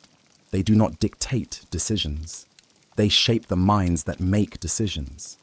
They do not pass laws. They frame the arguments that lead to laws. This is slower, quieter, but in the long run, stronger. When you ask how the Jesuits shaped the world, do not look only at Rome. Look at the classrooms in Boston, Manila, Madrid, Nairobi. Look at the conferences where white papers are handed to ministers. Look at the alumni networks connecting judges, CEOs, and writers. That is where the influence grows. A fortress can fall, a university endures, and an idea, once planted, outlives them both. The Jesuits describe themselves as men for others. The phrase is simple, but behind it lies strategy. Service is not only kindness. Justice is not only compassion. For Jesuits, service and justice are methods of influence, ways to shape societies without weapons, to win loyalty without conquest. Service begins small. A Jesuit teaches children to read. A hospital heals the poor. A refugee center offers food. None of this looks like power. It looks like charity. But charity builds trust. Trust builds influence. A government may ignore a politician. It cannot ignore a network of citizens shaped by Jesuit service. Justice expands the reach. Jesuits do not only serve the poor, they ask why the poor are poor. They write reports on land rights, on wages, on human rights abuses. They confront governments, corporations, and even the church itself when injustice is found. Their service becomes political, their justice confrontational, and with confrontation comes risk. In Latin America, Jesuits became central to liberation theology, insisting that faith demands justice for the oppressed. This drew them into conflict with regimes and elites. Some were killed, others were silenced. But their insistence left a mark. The church itself shifted toward greater concern for the marginalized. Strategy ties it all together. Jesuits know that service without structure is fragile, and justice without patience burns out. So they combine both with strategy. They create schools that train future leaders in justice. They design missions that serve immediate needs while building long-term networks. They publish research that critiques injustice while offering solutions. Their strategy is layered. Charity for today, justice for tomorrow, formation for generations. Critics accuse them of politicizing faith, of using service as cover for ideology. Defenders argue that faith without justice is hollow, and service without strategy is short-lived. The truth is that Jesuits do not separate faith, service, and strategy. For them, all three are one mission. The Superior General directs this mission globally. He urges provinces to focus not only on schools and retreats, but on issues like climate change, refugees, and inequality. This keeps the order relevant, aligned with global concerns. It also ensures that Jesuit influence touches not just individuals, but systems. Service, justice, and strategy form a triangle. Each supports the others. Remove service, and justice becomes rhetoric. Remove justice, and service becomes charity without depth. Remove strategy, and both scatter. Together, they create a force that shapes societies quietly but powerfully. The Jesuit power lies not in telling people what to think, but in showing what justice looks like and training leaders to pursue it. Service opens doors. Justice gives direction. Strategy ensures endurance. It is not charity. It is not politics. It is both and more. When you look at Jesuit missions, see not only the soup kitchens and clinics, See the networks forming, the reports influencing policy, the students absorbing values. That is where service, justice, and strategy converge into influence that lasts. Every power attracts opposition. The Jesuits, with their global reach and quiet influence, have drawn critics from their earliest days. Their opponents are diverse: Protestants, monarchs, secular thinkers, even Catholics within the Church. Each group tells a different story, but together they build the case against the Jesuits. The first charge is secrecy. Jesuits are accused of hiding motives, of cloaking decisions, of whispering in shadows. Their silence feeds suspicion. Opponents argue that no group so secretive can be trusted. What is not spoken, they say, must be sinister. The second charge is manipulation. Critics point to their role as confessors and mentors, warning that they use private knowledge to shape decisions. A king who reveals sins may later be guided toward policies that favor Jesuits. A politician who seeks counsel may unknowingly absorb their agenda. Influence, opponents argue, becomes control. The third charge is ambition. Jesuits vow not to seek office, yet their schools produce leaders. Their think tanks shape policy. Their pope now sits on Peter's throne. Opponents see contradiction. They argue that humility is cover, that hidden ambition drives their mission. The fourth charge is disloyalty. In the 18th century, monarchs accused Jesuits of serving Rome over country. Today, some accuse them of serving ideology over church. Their global network, critics say, makes them citizens of no nation, loyal only to themselves. Finally, there is the charge of arrogance. Jesuits are accused of intellectual pride, of believing their education makes them superior, of dismissing simpler faith. Their brilliance becomes a weapon against them, turned by critics into evidence of elitism. These charges have weight. Jesuits have made mistakes. They have been secretive. They have sometimes manipulated, sometimes overreached, sometimes acted with arrogance. Their opponents are not always wrong. But the case against them is also colored by fear. Secrecy protects discernment, but it looks like conspiracy. Influence guides, but it looks like control. Ambition is denied, but results suggest otherwise. The line between myth and truth blurs. The Jesuits respond rarely. Their defense is not words, but works. They point to schools, to missions, to martyrs who died serving the poor. They argue that their record shows service, not ambition. But silence does not silence critics. It fuels them. The opponents remain loud. Some want the order dissolved. Some want its influence reduced. Some simply warn others to remain cautious. Yet the Jesuits endure. The opposition, like the conspiracy theories, keeps them in the spotlight, even when they avoid it. In truth, the case against the Jesuits is part of their identity. They are defined not only by what they do, but by what others suspect they do. They are both admired and feared, praised and attacked. And in that tension, their power grows. Because power is not only in what you achieve, it is also in what others believe you can achieve. The opponent's case, even when exaggerated, sustains the myth. And the myth, once alive, becomes another form of power. A retreat begins with silence. No phone, no conversation, no distraction. Just a small room, a notebook, and the guide of Ignatius Loyola's spiritual exercises. At first, it feels like emptiness, but over days, the silence sharpens into clarity. This is the engine of Jesuit power. Not a boardroom, not a battlefield, but a retreat. The exercises are not sermons. They are not rules. They are a method. A person sits with scripture, with imagination, with memories. They picture themselves in scenes of the Gospels. They listen to the movements of their heart. They name fears, desires, resistances, and slowly, decisions take shape.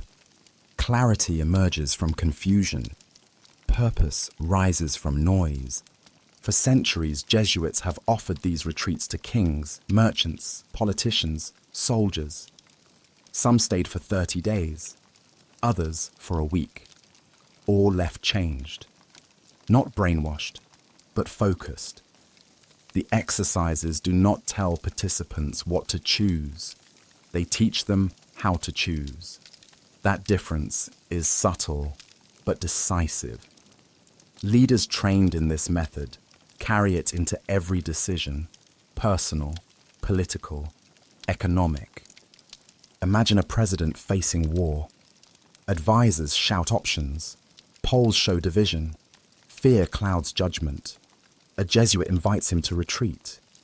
For days, the noise is stripped away. The president is asked not what should you do, but what do you feel when you imagine doing this? What stirs peace? What stirs anxiety? By the end, the president emerges not with certainty, but with clarity.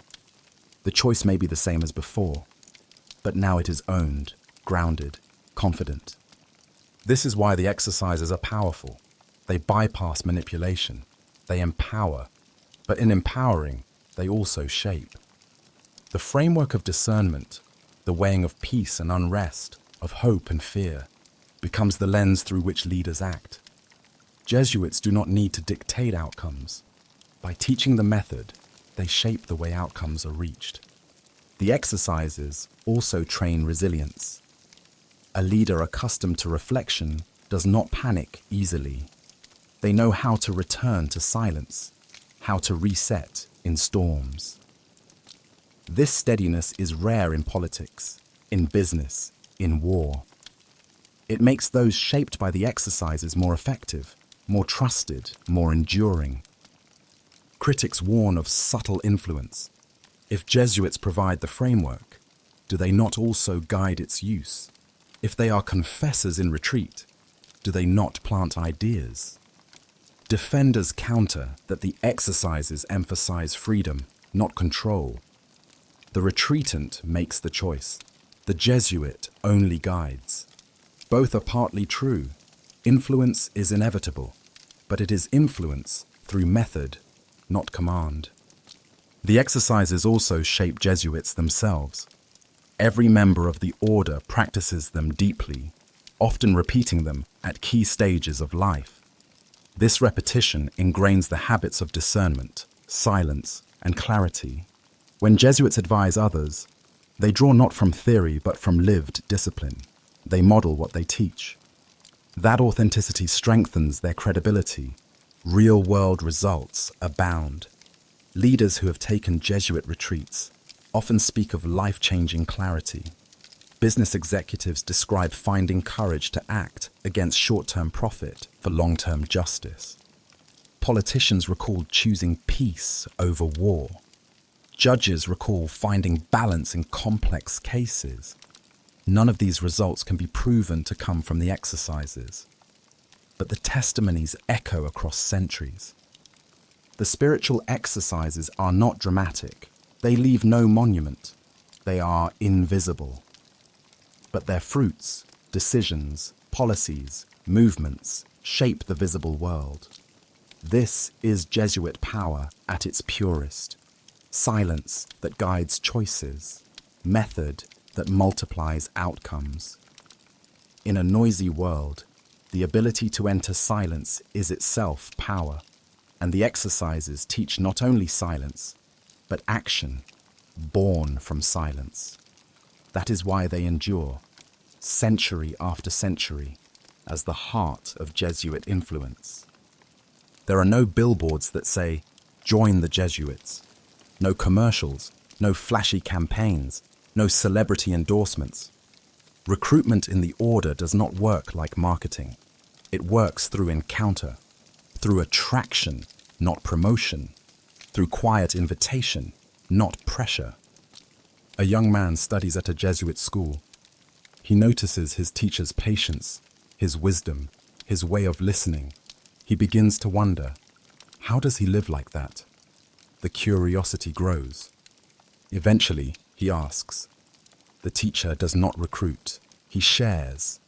He tells of the order, of vows, of mission. A seed is planted. Years later, perhaps after college or a career, that seed pushes through. The man considers joining. He remembers the example of his teacher. He remembers the retreat he once took. He senses a call, and he steps through the door of the novitiate.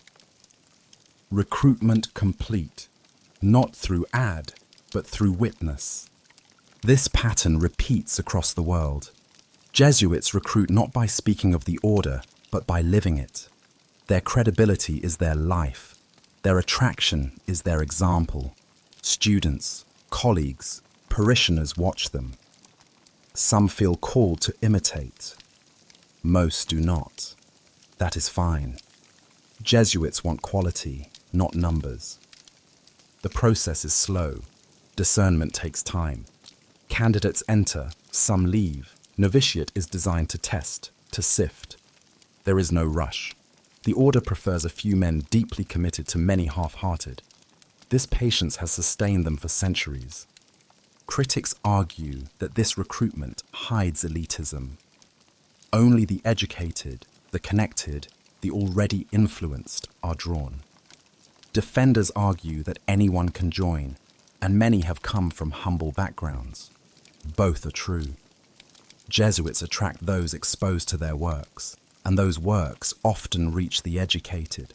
But they also draw from missions in poor villages, from parishes in slums, from communities on margins.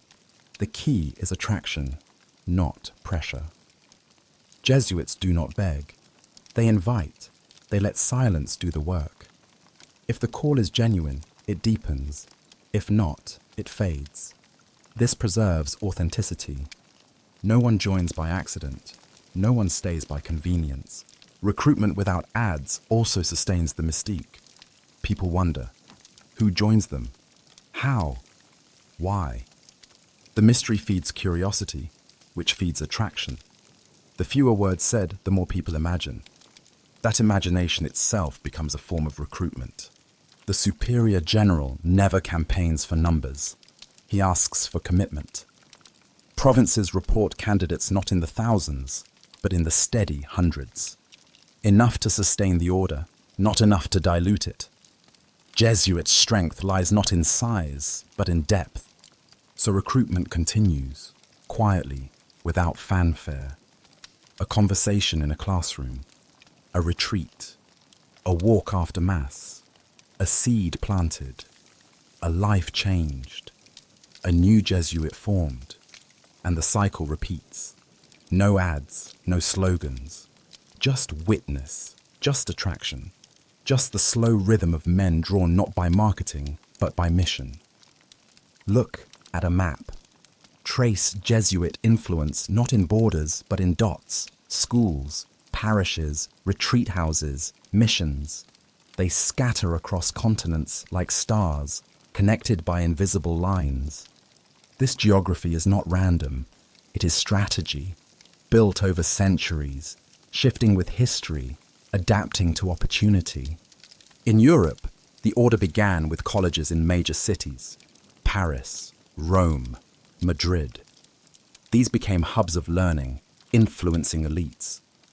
From Europe, they spread outward, following explorers, merchants, empires. In Asia, they entered courts of emperors. In the Americas, they built missions among indigenous peoples. In Africa, they planted schools where colonial powers ignored. The geography mirrored opportunity, but the intent remained the same: be present at crossroads of culture. Today, the map looks different. Europe still holds old universities, but growth now surges in Africa, Asia, Latin America. Jesuits adapt to demographic shifts. Where the church grows, they plant. Where injustice burns, they stand. Where cultures clash, they mediate. Their geography is dynamic, always moving toward relevance. Each region develops its own flavor. In Latin America, Jesuits are known for social justice, for standing with the poor, for liberation theology. In Asia, they are known for dialogue with other religions, for education that bridges cultures. In Africa, they are known for building institutions where resources are scarce. In North America, they are known for elite universities and intellectual debate. The mission is one, but the expressions differ. This geography creates resilience. If one region suppresses them, another sustains them. If one mission collapses, another rises. The order does not depend on one country, one culture, one continent. Its influence is global, woven through diversity. This prevents extinction, even under pressure. The geography also creates networks of exchange. A Jesuit in Kenya may train in Spain. A professor in Manila may publish research used in Boston.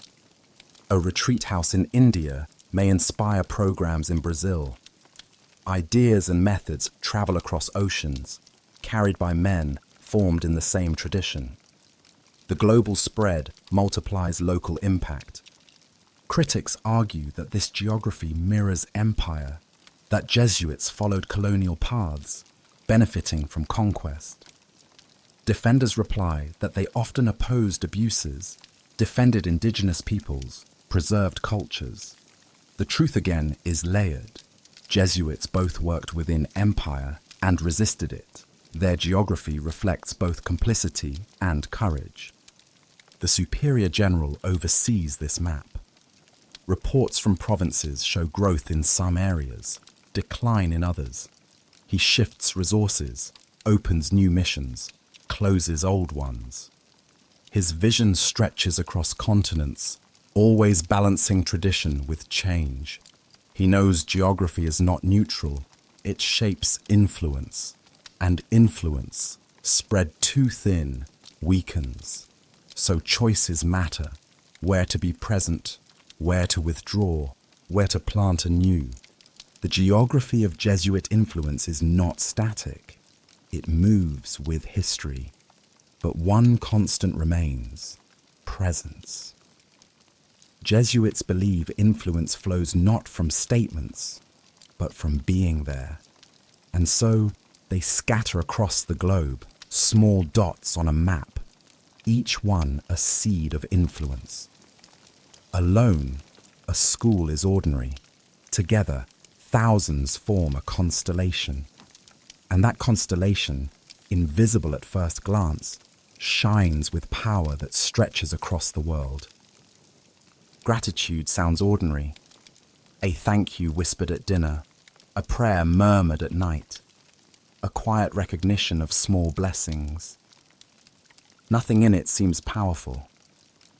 Yet for the Jesuits, gratitude is not soft sentiment.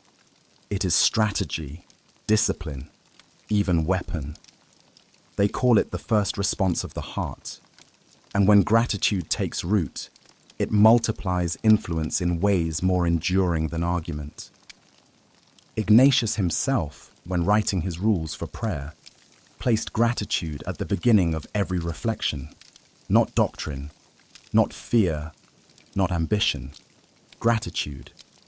The first task was always to recall blessings, not abstractly, but concretely. The taste of bread, the safety of shelter, the breath in the lungs. Once the soul is soaked in thankfulness, only then can it move to confession, discernment, or decision.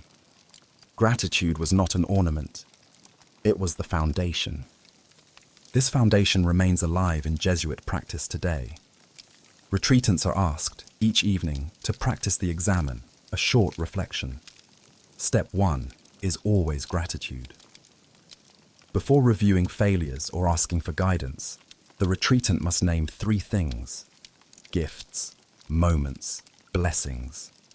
This shifts the heart.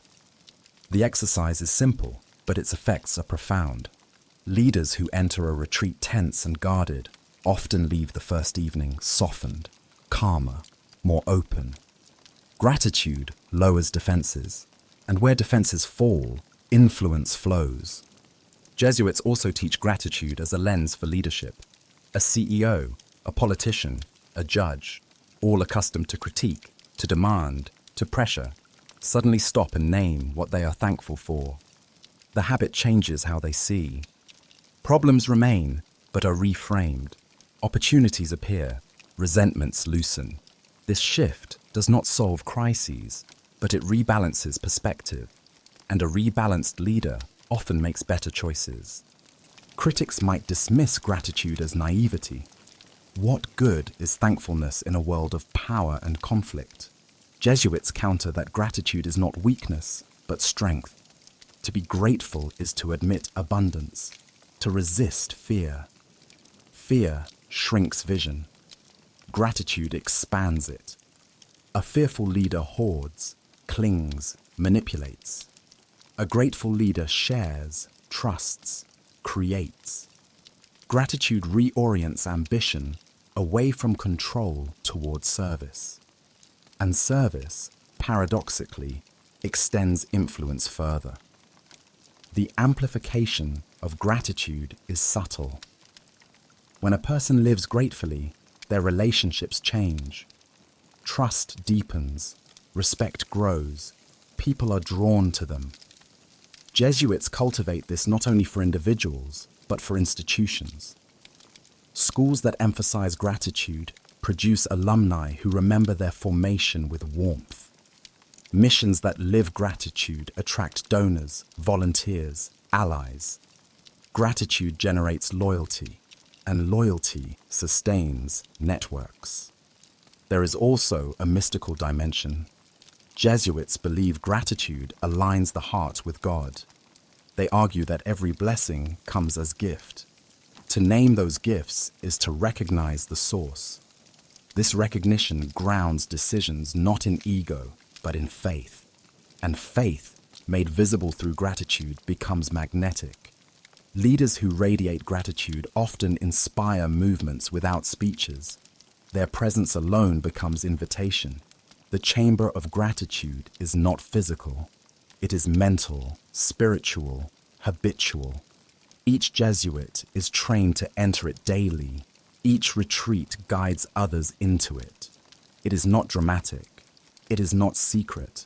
But it is powerful because gratitude shifts perspective, and perspective shifts reality.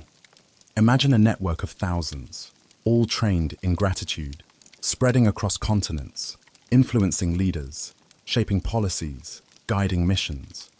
Their impact multiplies not by force, but by resonance. Gratitude softens hearts, clears minds, amplifies trust, and trust builds power that lasts. That is the Jesuit secret. Not control, but cultivation. Gratitude as soil, gratitude as seed, gratitude as strategy. Simple words. Thank you. But behind them, centuries of influence amplified quietly, day after day, night after night. At the edge of imagination lies a space where limits dissolve. Jesuits speak of it not in fantasy terms, but in the language of discernment, the portal of infinite possibility. It is not a door you see. It is a shift in how the mind views reality. When entered, it changes choices. And changed choices change the world. The portal appears during silence, prayer, retreat. A person reviews their day, their hopes, their fears. At first, only familiar options emerge. Stay or leave. Yes or no. Safe or risky. Then, slowly, a deeper vision unfolds. Possibilities never considered. Paths once invisible. This is the portal. Jesuits call it opening to the Mages. The more, the greater good, the larger horizon. For Ignatius, the portal was discovered in his own conversion. Wounded in battle, confined to bed, he dreamed of both worldly glory and saintly sacrifice. As he reflected, he noticed a difference. The thought of glory left him restless. The thought of service left him peaceful. He realized both futures were possible, but one aligned with deeper truth. That realization was his first step through the portal. From then on, he taught others to seek not just what is available, but what is truly possible. Jesuits trained to see portals everywhere. A poor village is not only a place of need, it is a field of potential leaders. A broken school is not only a ruin, it is the seed of a university. A conflict is not only a tragedy, it is an opening for reconciliation. By seeing beyond limits, Jesuits reshape outcomes. Leaders guided into this vision learn to expand their frames. A politician, boxed by party lines, imagines new coalitions. A business leader, trapped by profit margins, imagines new models of justice. A community organizer, overwhelmed by scarcity, imagines networks of abundance. The shift is small but revolutionary. By entering the portal, they begin to act not from fear of what is impossible, but from trust in what could be. Critics dismiss this as idealism, dreaming without realism. Jesuits counter that history itself proves otherwise. Universities once seemed impossible for the poor. Now they exist. Peace once seemed impossible in war-torn regions. Yet treaties were signed. Dialogue once seemed impossible between faiths. Yet it happens. The portal is not fantasy. It is vision grounded in practice. The infinite possibility portal also explains Jesuit resilience. Suppressed by popes, expelled by kings, murdered by regimes, they survived because they saw beyond immediate limits. They imagined return when others predicted extinction. They imagined influence when others declared their power broken. The portal of possibility became their survival strategy. On retreats, Jesuits invite others into this same space. They ask retreatants to name the walls they see, then imagine what lies beyond. They push leaders to expand frames, to seek more than compromise, to envision more than survival. Some resist. Others discover paths they had never dared to consider. And once seen, those paths cannot be unseen. The portal is infinite because it is not limited to human imagination. Jesuits believe it is aligned with divine imagination, the God who sees possibilities beyond human vision. To step into it is to cooperate with a larger plan. Whether one shares the faith or not, the effect is the same. Decisions expand, courage rises, creativity ignites. This portal, taught in silence, practiced in retreats, sustained through history, is a hidden source of Jesuit power. It makes them flexible, visionary, impossible to corner. It allows them to reframe setbacks as beginnings, failures as seeds, endings as new doors. Infinite possibility is not a slogan, it is survival. And survival, multiplied, becomes influence. So when you wonder how the Jesuits continue to matter, century after century, through suppression, scandal, and suspicion, the answer is here. They never stop seeing new possibilities. And possibility, once imagined, becomes the path to reality. Every person carries an energy, a presence felt before words are spoken. Walk into a room, and some people radiate confidence, others tension, others calm. Jesuits call this the personal signature. It is more than mood. It is the invisible frequency that shapes how others respond, and they believe it can be designed. From the novitiate onward, Jesuits are trained to become conscious of their energy.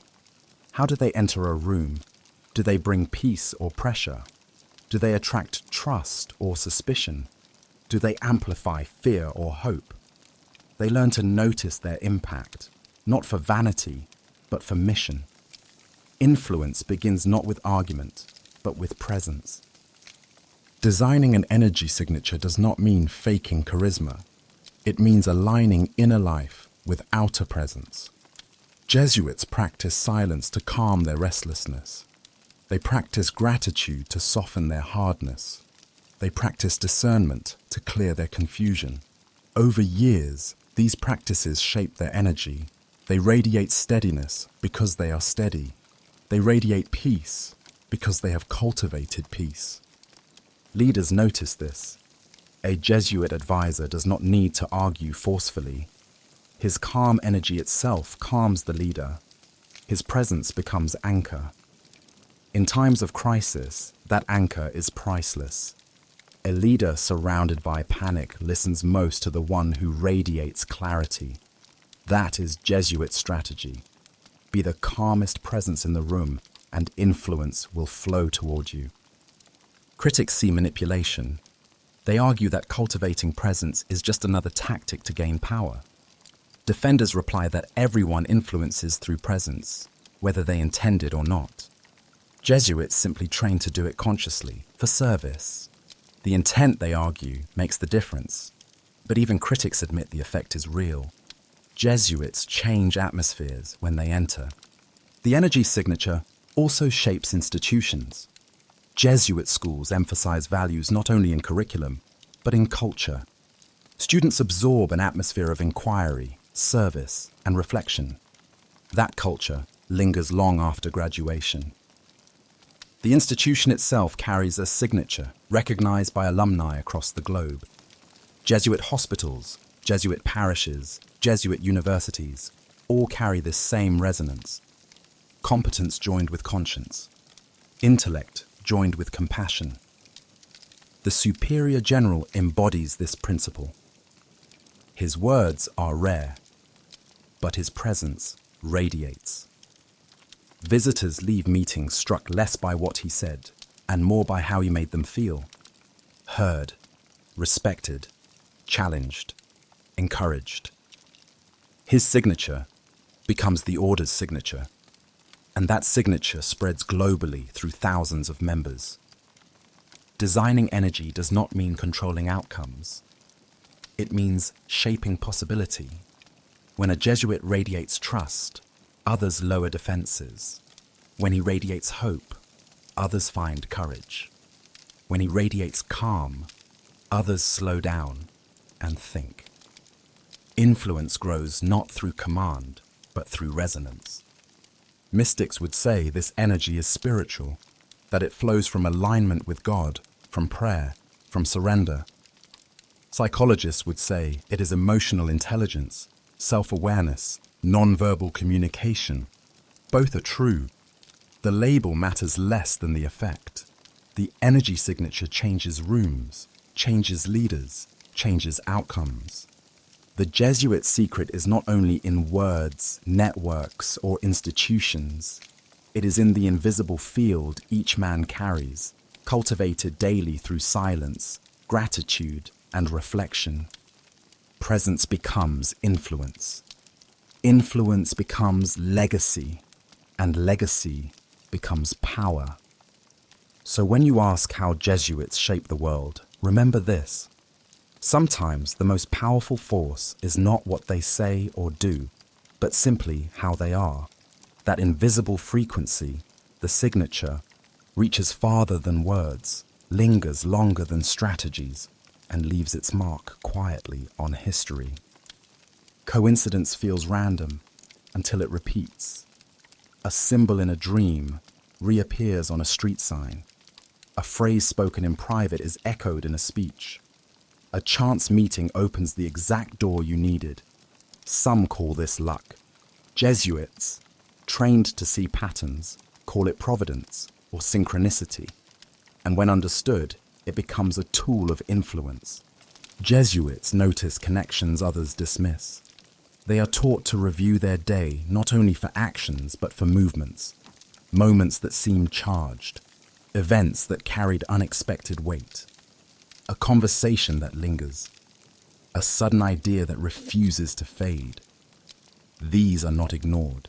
They are studied, because patterns reveal direction.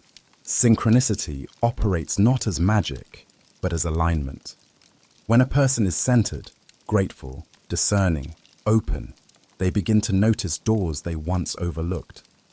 Choices align, relationships converge, possibilities multiply. Jesuits cultivate this awareness in themselves and teach it to others. A leader taught to notice synchronicity begins to read signs differently. Suddenly, a coincidence becomes confirmation. A chance encounter becomes opportunity. Critics might call this superstition. Jesuits frame it differently. They argue that God communicates not only in scripture, but in events, symbols, rhythms. To ignore these is to ignore half of reality. To notice them is to cooperate with a larger design. Whether one believes in God or not, the practice shifts perception. Leaders become more attentive, more open, more ready to seize the unexpected. Synchronicity also strengthens networks. Jesuits are masters of connection. An alumnus in politics meets a fellow graduate in business. They collaborate. A scholar in Boston references a study from Manila. The idea spreads. A mission in Africa inspires a program in Spain. These connections, seen from within, feel natural.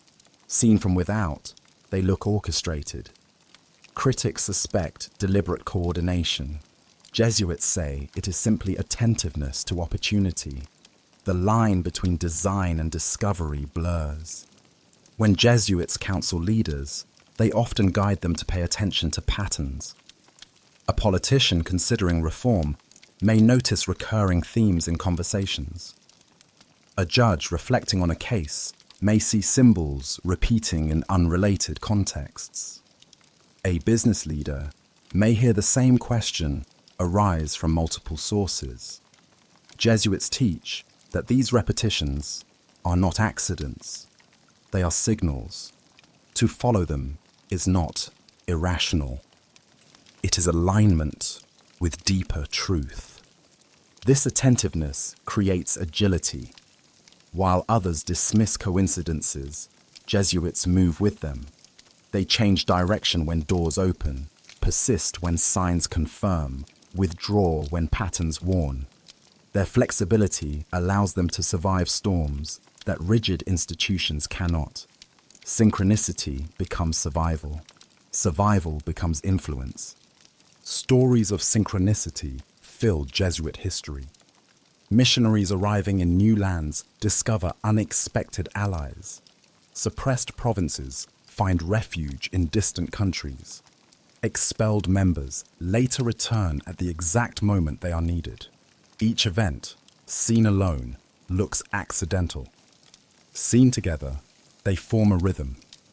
Jesuits read that rhythm and act accordingly. For outsiders, this creates the impression of orchestration, of hidden planning, of networks pulling strings. In truth, it is less about control and more about readiness. Jesuits do not manufacture synchronicity. They notice it, they interpret it, they respond to it, and by responding, they shape outcomes others miss. The orchestrator is not a man, but a mindset. Jesuits become conductors of patterns, weaving coincidences into harmony, aligning lives and institutions with rhythms of meaning. Whether one calls it divine providence or human attentiveness, the result is the same. Influence flows through connections that others overlook. So when you see Jesuits appear in moments of crisis, when their institutions seem always relevant, when their networks align just when needed, ask if this is coincidence. The Jesuits would answer, it is synchronicity, noticed, trusted, and used. And that noticing is one of their quietest, strongest sources of power. At the center of Jesuit myth stands the figure called the Black Pope, the superior general, master of a global order, hidden ruler behind the Pope in white. Critics paint him as a strategist with a key to every door, a hand in every decision. Admirers see him as a humble servant coordinating a complex mission. The truth, as always, lies between. The superior general does hold keys, metaphorical ones, but powerful nonetheless. Keys to appointments, assigning Jesuits to schools, parishes, missions, keys to budgets, deciding where money flows and where it stops, keys to priorities, choosing which issues define the order in each era, education in one century, social justice in another, ecology today. These keys do not open palaces, but they open futures. His authority is vast, but quiet. He does not rule nations, but he directs men who shape nations through teaching, advising, serving. His orders carry weight, not because of fear, but because of vows. Each Jesuit has promised obedience. When the general sends, they go. That obedience transforms his pen into power. A signature in Rome shifts lives in Africa, Asia, America, yet the general himself is bound. He is chosen through discernment, not ambition.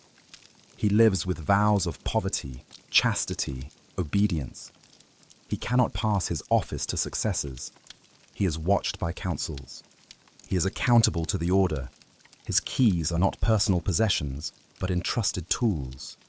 He holds them for the mission, not for himself. Still, the image of the master key holder persists because his influence is real. When the general speaks, Jesuits listen. When he writes letters, provinces adjust. When he meets leaders, his presence carries the authority of a global network. Critics see this as hidden government. Jesuits see it as service of coordination, but the effect is undeniable. His choices ripple worldwide. The myth of the Black Pope exaggerates. He does not rule the Vatican. He does not command armies.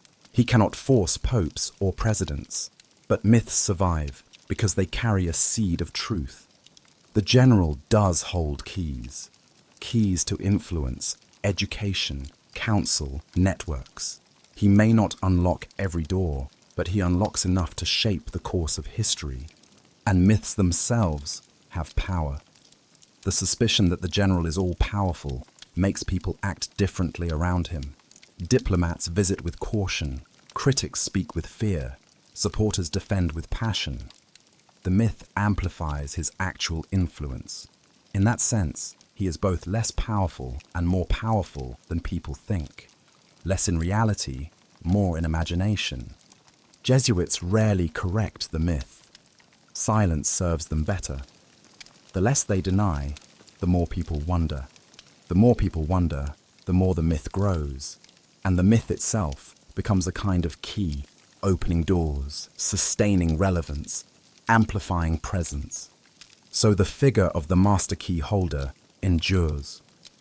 A man in black cassock, unphotographed, little known, yet rumored to command the most powerful spiritual army in the world. Whether fact or fiction, the story itself ensures his role remains unforgettable. And in influence, being unforgettable is a form of power greater than any key. Every story must end, but Jesuits prefer to call endings transitions. A graduation, not a conclusion. For those who walk through their methods, silence, discernment, service, gratitude. The final step is integration. To awaken as a dreamer in the real world, carrying lessons into daily life. Jesuits themselves undergo this constantly. Formation lasts years, decades even. Novitiate, studies, missions, retreats. At the end, they are not finished, but formed. They graduate into a life where learning never stops. The same is true for those influenced by them, students, leaders, retreatants. A Jesuit education or retreat does not end when diplomas or ceremonies close. It lingers, reshaping choices, guiding futures. Graduation means taking responsibility. Jesuits remind their students, you are now the one to discern, to serve, to notice patterns, to act with gratitude. The teacher steps back. The student becomes leader. Influence shifts outward. This handing over of responsibility multiplies impact. Jesuits do not seek to hold power forever. They seek to form others who carry it forward. The awakened dreamer sees reality differently. They notice connections where others see coincidence. They pause in silence where others rush. They choose justice where others choose convenience. They carry gratitude where others carry fear. They step through portals of possibility others dismiss. And in doing so, they shape the world quietly, consistently, persistently. Graduation is also acknowledgement of myth. The Jesuits know they are surrounded by suspicion, by legends of control, by whispers of conspiracy. They neither confirm nor deny. They allow the myth to circulate, knowing it amplifies their visibility. The awakened dreamer sees through this. They understand the Jesuits are not omnipotent but disciplined, not hidden rulers but visible servants. And yet, precisely in their discipline and service, they wield a form of power the world cannot easily measure. The final step is freedom. Jesuit influence does not bind, it releases. Those who have learnt discernment no longer need constant guidance. They can choose. Those who have practiced gratitude no longer need constant reassurance. They are steady. Those who have entered silence no longer fear noise. They are grounded. This freedom is the true fruit of Jesuit formation, not dependence, but independence, not manipulation, but empowerment. Graduation, then, is the point where myth and reality meet. The myth will always say, the Jesuits rule from shadows. The reality says, the Jesuits serve through schools, retreats, networks. The awakened dreamer can hold both truths, seeing myth as echo of influence, seeing influence as fruit of service. They graduate not into conspiracy, but into clarity, and so the story closes. The Jesuits remain, teaching, guiding, provoking suspicion, earning admiration, enduring crisis, shaping minds. Their power is not absolute. Their secrets are not impenetrable. But their discipline, their presence, their vision endure. The question remains, who really rules the Vatican? The Pope in white, visible to all, or the Jesuits in black, whispering from shadows? Perhaps the answer is simpler. No one truly rules. Influence flows, shifts, intertwines. The Vatican is shaped not by one hand, but by many voices.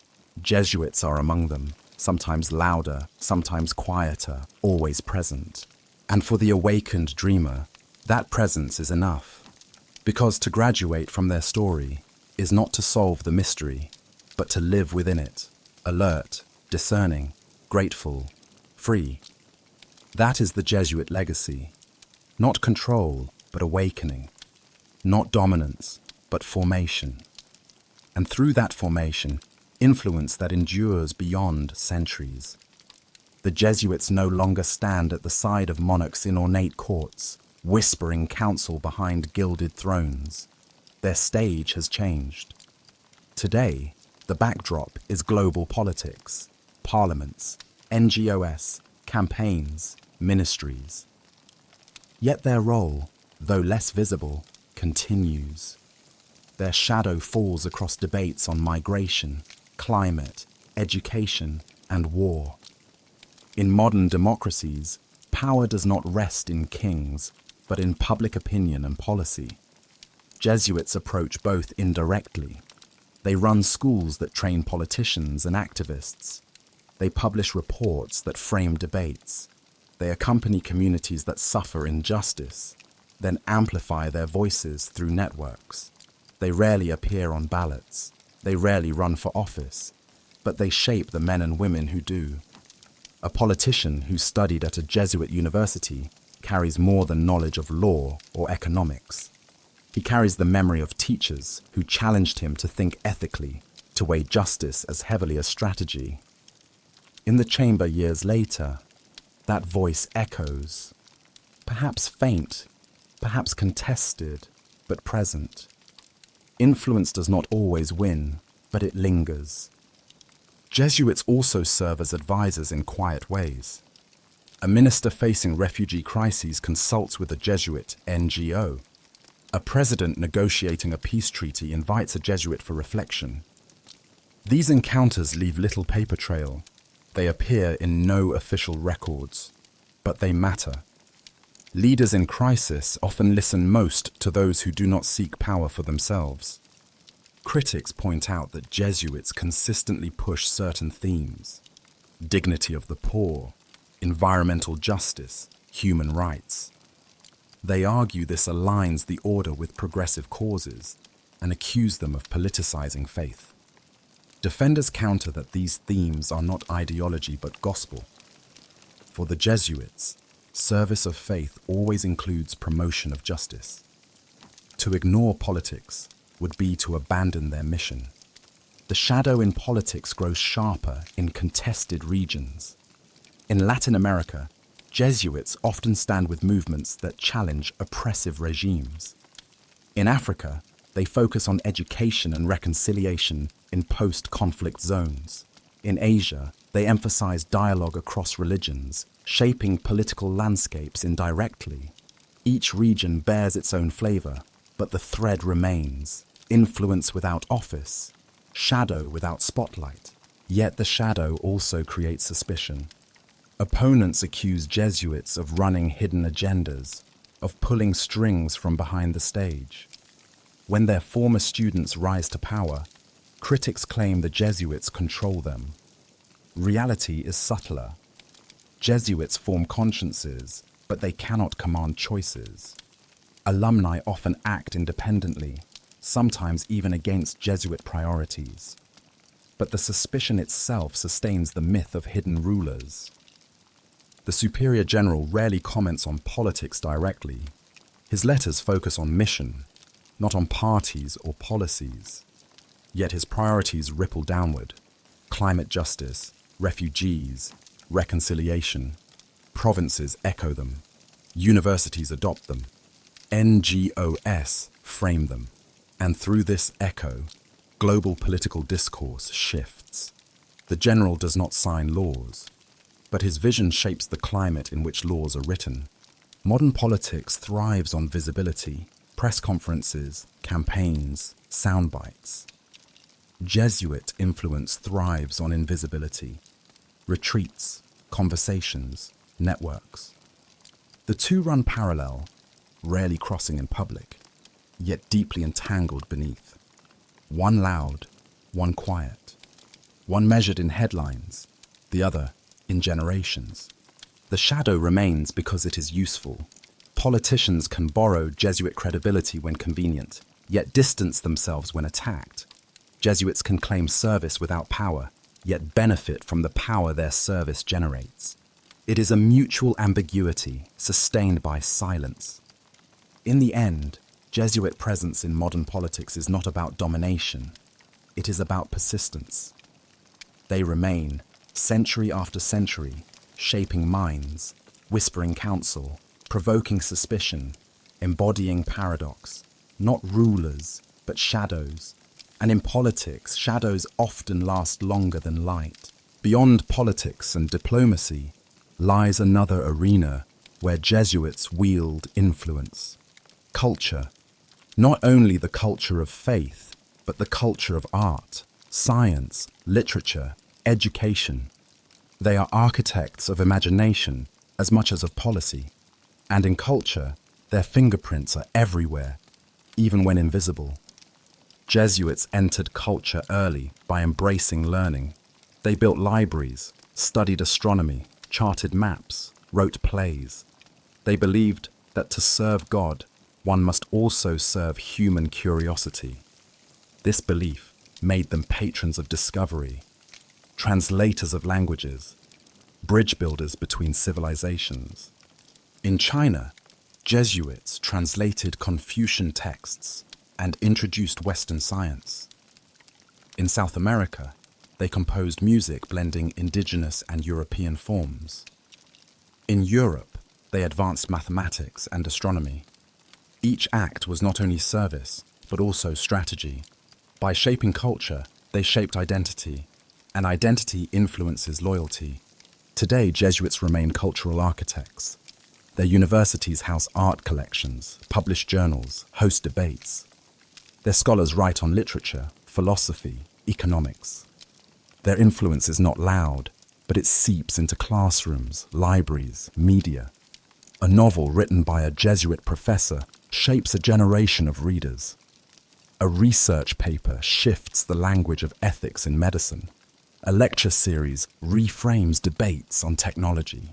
Their cultural work also extends into theatre, film, and media. Jesuits do not dominate these industries, but they contribute voices that echo far. A documentary on refugees produced at a Jesuit university screens at festivals. A podcast hosted by a Jesuit scholar reaches young listeners. A lecture uploaded online influences thousands. Culture spreads through small sparks, not only grand flames. Jesuits know this, and they kindle quietly. Critics accuse them of controlling narratives, of inserting ideology under the guise of culture.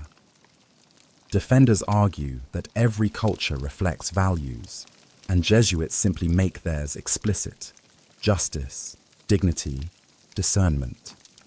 The truth is that cultural influence is never neutral. Jesuits choose their themes consciously, knowing they will ripple. Architecture of culture is long-term. A play may be forgotten, but its themes linger. A book may gather dust, but its ideas seed future debates. Jesuits think in decades, not seasons. They design for continuity, not trends. Their cultural works build scaffolding upon which later generations construct identity. This strategy explains their survival. Even when expelled, their books remained. Even when schools closed, their students carried learning. Even when suppressed, their ideas circulated. Culture outlives institutions. Jesuits invest in culture because it cannot easily be erased. The Superior General may not commission paintings or plays, but his vision filters down. He urges creative engagement, dialogue with modernity, embrace of art as medium of justice. Provinces respond with festivals, journals, institutes. Each adds a brick to the cultural architecture. In a world where culture shapes politics as much as law does, Jesuit contribution matters. They do not dominate Hollywood or Silicon Valley, but they influence classrooms, journals, festivals, and parishes. Their architecture is subtle, layered, global, invisible to casual eyes, but solid beneath the surface.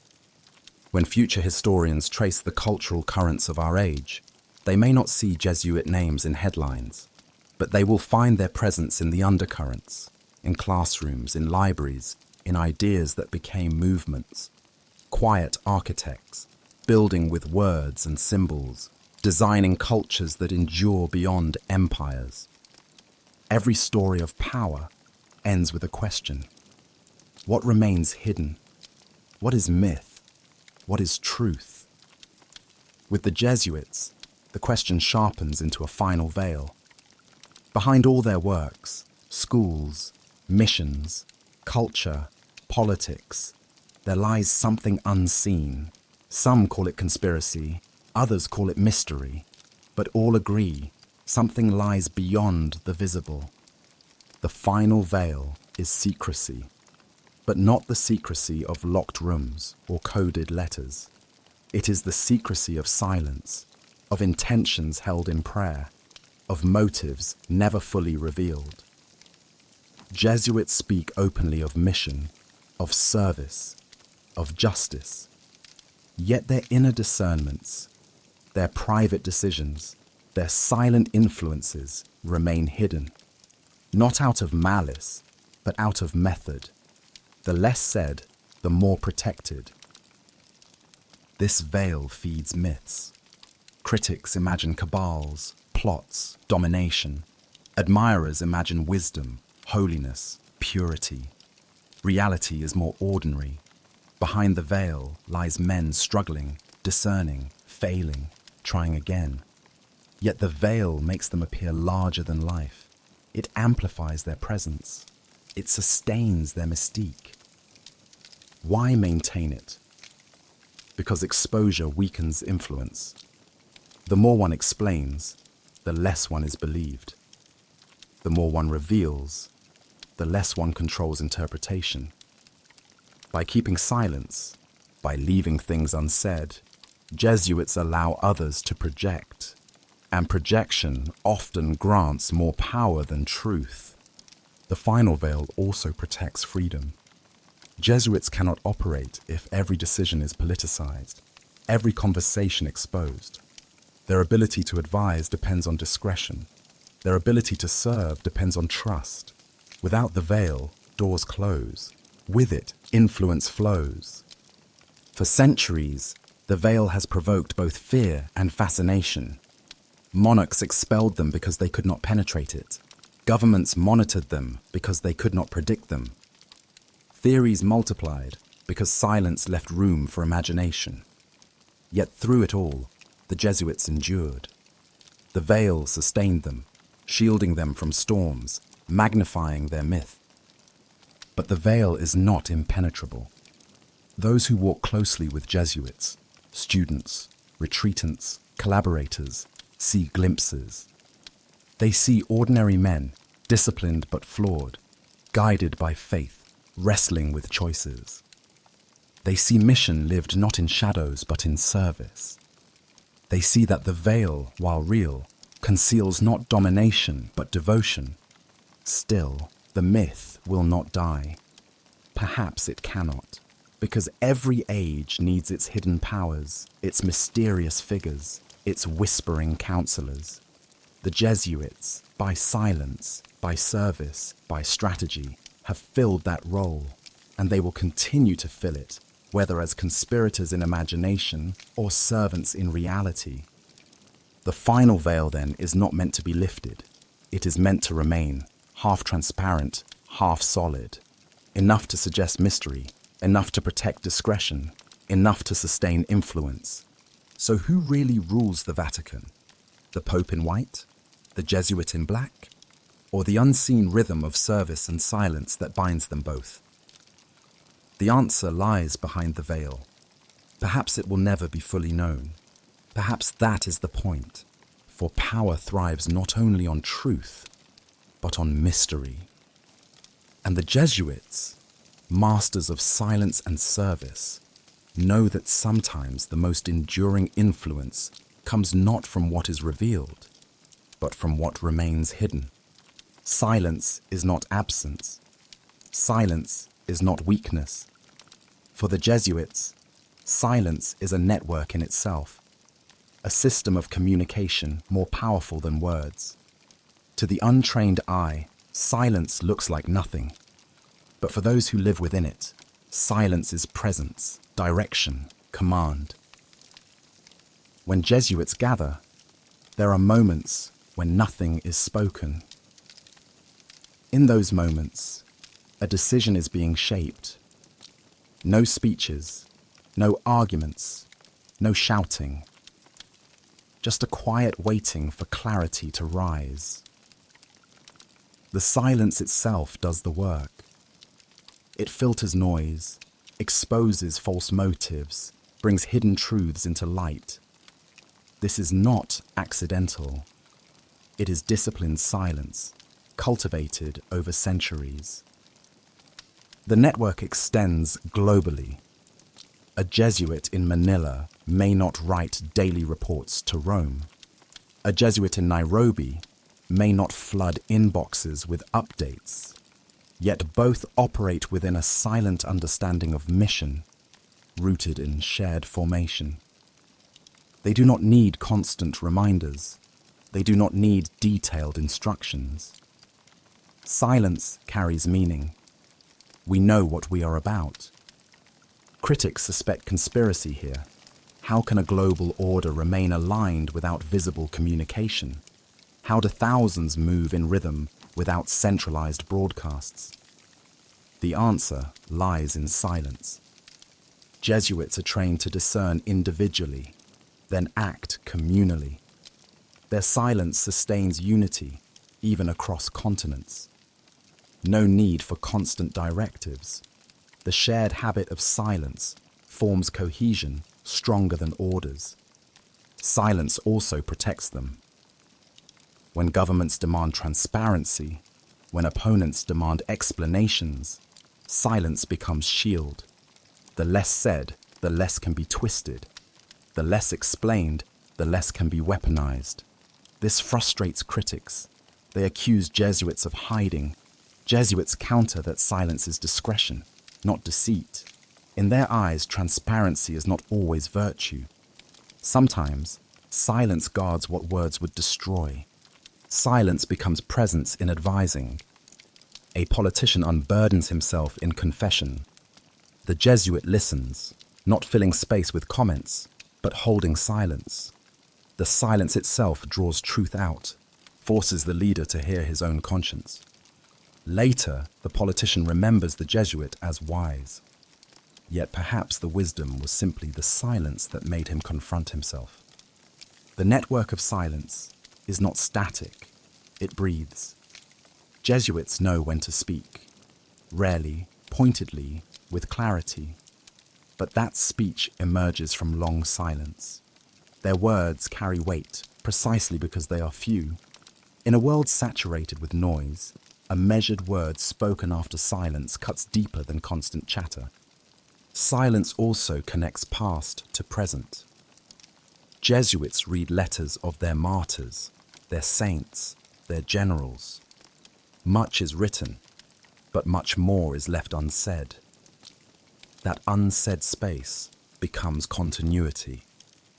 The silence of the dead lingers in the silence of the living. The order speaks across centuries, not only through documents, but through pauses, through restraint, through withheld words. To outsiders, silence is frustrating. To insiders, it is strength. Silence aligns, protects, amplifies. It allows a dispersed global body to act as one. It sustains the myth of hidden coordination, and in practice, it creates real influence. The network of silence cannot be mapped, cannot be measured, cannot be intercepted. Yet it exists, as real as any communication system. It is invisible, but powerful. And in the world of influence, invisibility often wins. Money flows shape power. Empires rise and fall on finance. Corporations dominate through capital. Jesuits, bound by vows of poverty, seem outside this system. But appearances deceive. While individuals remain poor, the order sustains institutions that require wealth. Universities, hospitals, retreat houses, publishing houses. Behind their spiritual mission lies an invisible economy. Jesuit finances are complex, scattered across continents. A university in Boston generates tuition, donations, investments. A mission in India survives on small, local gifts. A research center in Nairobi receives grants from international NGOs. Each piece looks ordinary, but together they form a web of resources that sustains the order's global reach. The vow of poverty does not mean absence of money. It means detachment from ownership. A Jesuit cannot claim property, but the order can hold institutions. Critics call this contradiction. Jesuits call it stewardship. The difference is crucial. Wealth is not accumulated for luxury, but deployed for mission. That mission, however, requires significant funds. Invisible economies emerge because Jesuits rarely flaunt their finances. They do not publish detailed accounts. They speak of service, not of budgets. Yet their institutions compete with the wealthiest universities, run hospitals with millions in turnover, manage endowments that rival corporations. Their invisibility is intentional. It protects them from scrutiny, from jealousy, from scandal. But it also fuels suspicion. Opponents accuse them of secret hoards, of hidden treasure, of financial empires cloaked in vows of poverty. The truth is layered. Jesuits do manage large resources, but those resources are tied to mission. A university endowment funds scholarships. A hospital budget covers staff and medicine. A publishing house prints journals. Yet the scale is undeniable. Influence requires infrastructure, and infrastructure requires wealth. The Jesuits, while poor individually, are powerful institutionally. Their invisible economies also create resilience. If one region suffers financial collapse, another sustains it. If one mission fails, another funds it. This global balancing keeps the order alive when local institutions falter. It is a kind of economic solidarity, hidden from public view, but crucial to survival. Critics fear that these economies also buy influence. Donations from wealthy alumni may shape priorities. Investments may create conflicts of interest. Jesuits insist on ethical guidelines, but complexity makes control difficult. Still, their reputation for integrity sustains trust. Alumni give because they believe in the mission. Donors support because Jesuits rarely betray their cause. The cycle sustains itself. Trust fuels resources. Resources fuel mission. Mission fuels trust. The Superior General oversees priorities, but not every detail. His vision directs funds toward justice, education, ecology. Provinces manage specifics. The structure prevents one man from controlling all money, but ensures alignment. Again, invisibility protects. No one can easily trace flows, but they function smoothly. Invisible economies do not generate headlines. They do not appear in conspiracy charts, yet they are as powerful as any doctrine. Without them, schools close, missions fail, hospitals disappear. With them, the Jesuits endure, century after century. Poverty keeps the myth alive. Institutions keep the reality functioning. Between myth and reality lies the invisible economy, sustaining influence silently, persistently, effectively. Every institution eventually faces decline. Orders grow rigid, empires collapse, movements fade.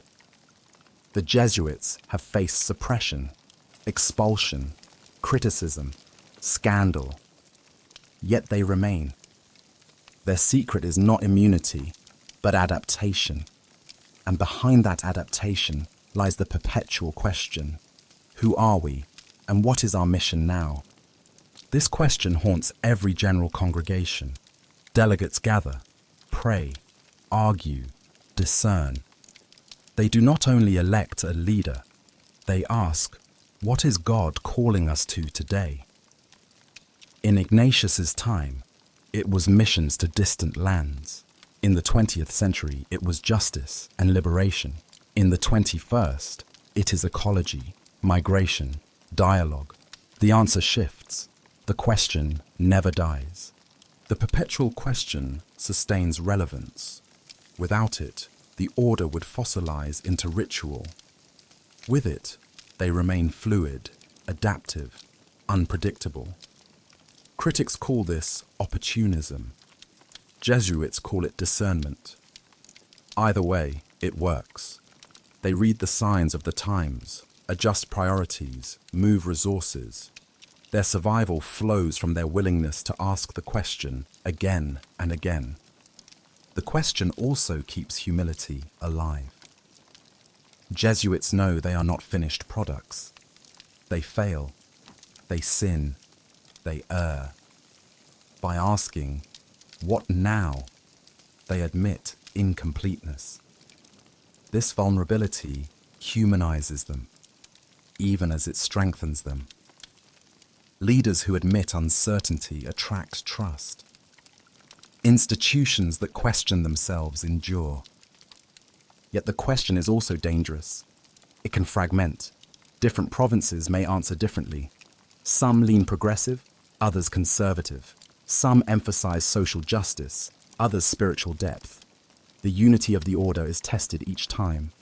The superior general must weave answers together, holding diversity in tension without breaking. His role is less commander than conductor. The perpetual question also fuels myth. Outsiders, hearing debates but not answers, imagine hidden strategies. They suspect the Jesuits always know their next move. In reality, the process is messy, full of disagreement, but the veil of silence conceals the mess, leaving only the impression of unified power. In truth, the Jesuits survive not because they control the world, but because they refuse to stop asking. They are restless, questioning, searching. That restlessness fuels innovation. It sustains networks. It keeps them relevant where others fade. So the question persists. Who rules the Vatican? Who guides the Church? Who shapes the world? Jesuits answer not with certainty, but with another question. What is God calling us to now? The perpetual question remains their compass. It prevents stagnation. It ensures adaptation. It sustains both mission and myth. And as long as they keep asking, they will remain, whispered about, admired, suspected, criticized, but never irrelevant. The question itself is their power. The answer is always unfinished. The process is never complete. In a world that craves certainty, their refusal to offer final answers frustrates and fascinates. It keeps them alive. It keeps the myth alive. And it ensures that the Jesuits, whether rulers or servants, conspirators or dreamers, will always remain at the center of speculation. The perpetual question is not only theirs, it is ours. To wonder who truly holds influence, to question where power resides, to ask again and again what hidden forces shape the visible world. That question may never find its final answer. Perhaps it is not meant to. Power often hides in mirrors. A mirror does not impose its own image. It reflects what stands before it. Yet, in reflection, it changes perception. The Jesuits have long used the mirror, not of glass, but of presence. They stand before leaders, students, retreatants, and reflect back what those people bring. In that reflection lies subtle influence. Imagine a king in the 17th century. He summons a Jesuit confessor, seeking advice. The Jesuit listens, nods, says little. He does not demand obedience. Instead, he reflects the king's own words back, highlighting contradictions, emphasizing moments of clarity. The king leaves believing he has chosen freely, yet the mirror has shaped him. By reflecting, the Jesuit directs. This practice continues in modern form. A politician confesses fears of failure. A Jesuit advisor reflects not solutions, but questions.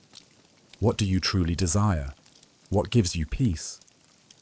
The politician, forced to answer, discovers his own motives. Again, the Jesuit has not dictated, he has mirrored. Yet the decision carries Jesuit fingerprints. The mirror also appears in education. Students present ideas in class. Professors push them further, reflecting questions back. What evidence supports this? What consequences follow? The student refines, sharpens, deepens. They grow not by being told, but by being mirrored.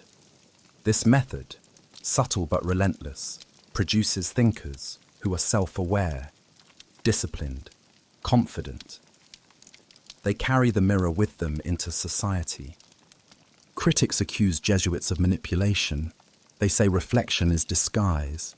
a way of guiding while pretending not to guide. Defenders reply that reflection empowers freedom, helping people see themselves honestly. Both views contain truth. The mirror both frees and shapes. It liberates choice, but also frames it. The mirror functions also within the order. Jesuits review each other's lives, reflecting back strengths and weaknesses. Superiors guide not with harsh commands, but with careful reflection.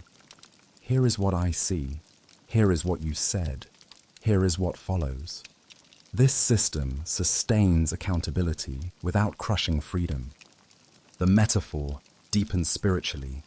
Jesuits teach that prayer itself is a mirror. When one sits in silence, the soul sees itself reflected in God's gaze.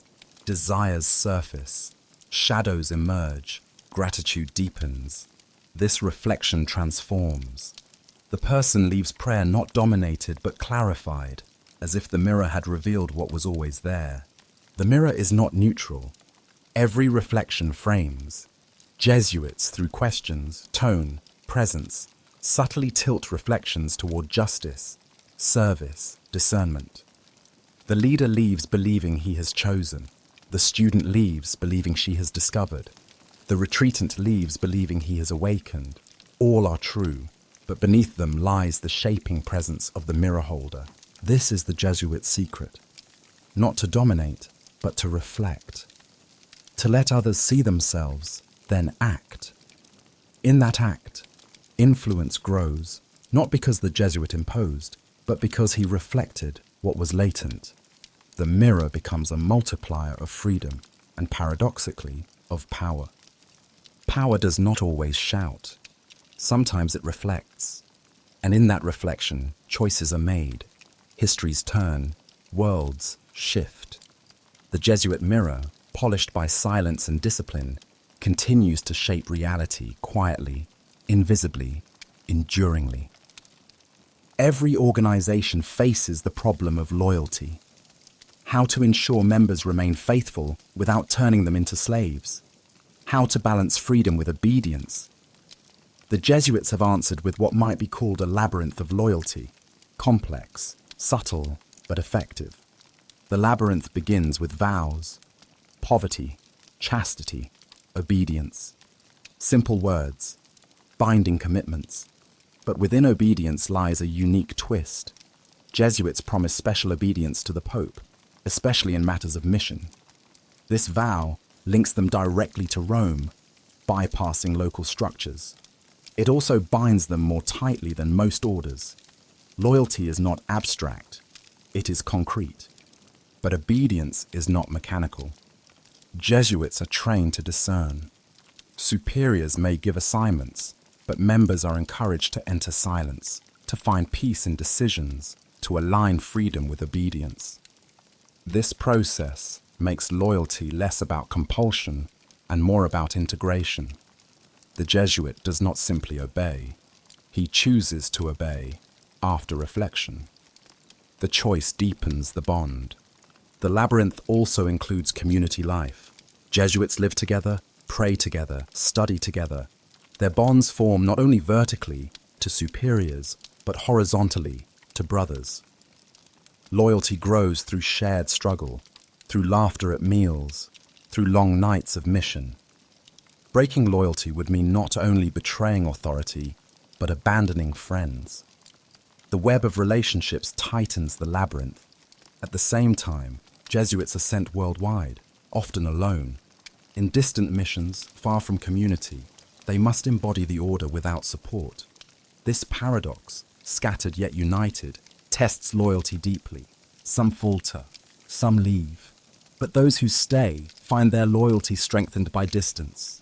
They discover that obedience is not about proximity, but about identity. Wherever they are, they remain Jesuit. Critics argue that such loyalty borders on brainwashing.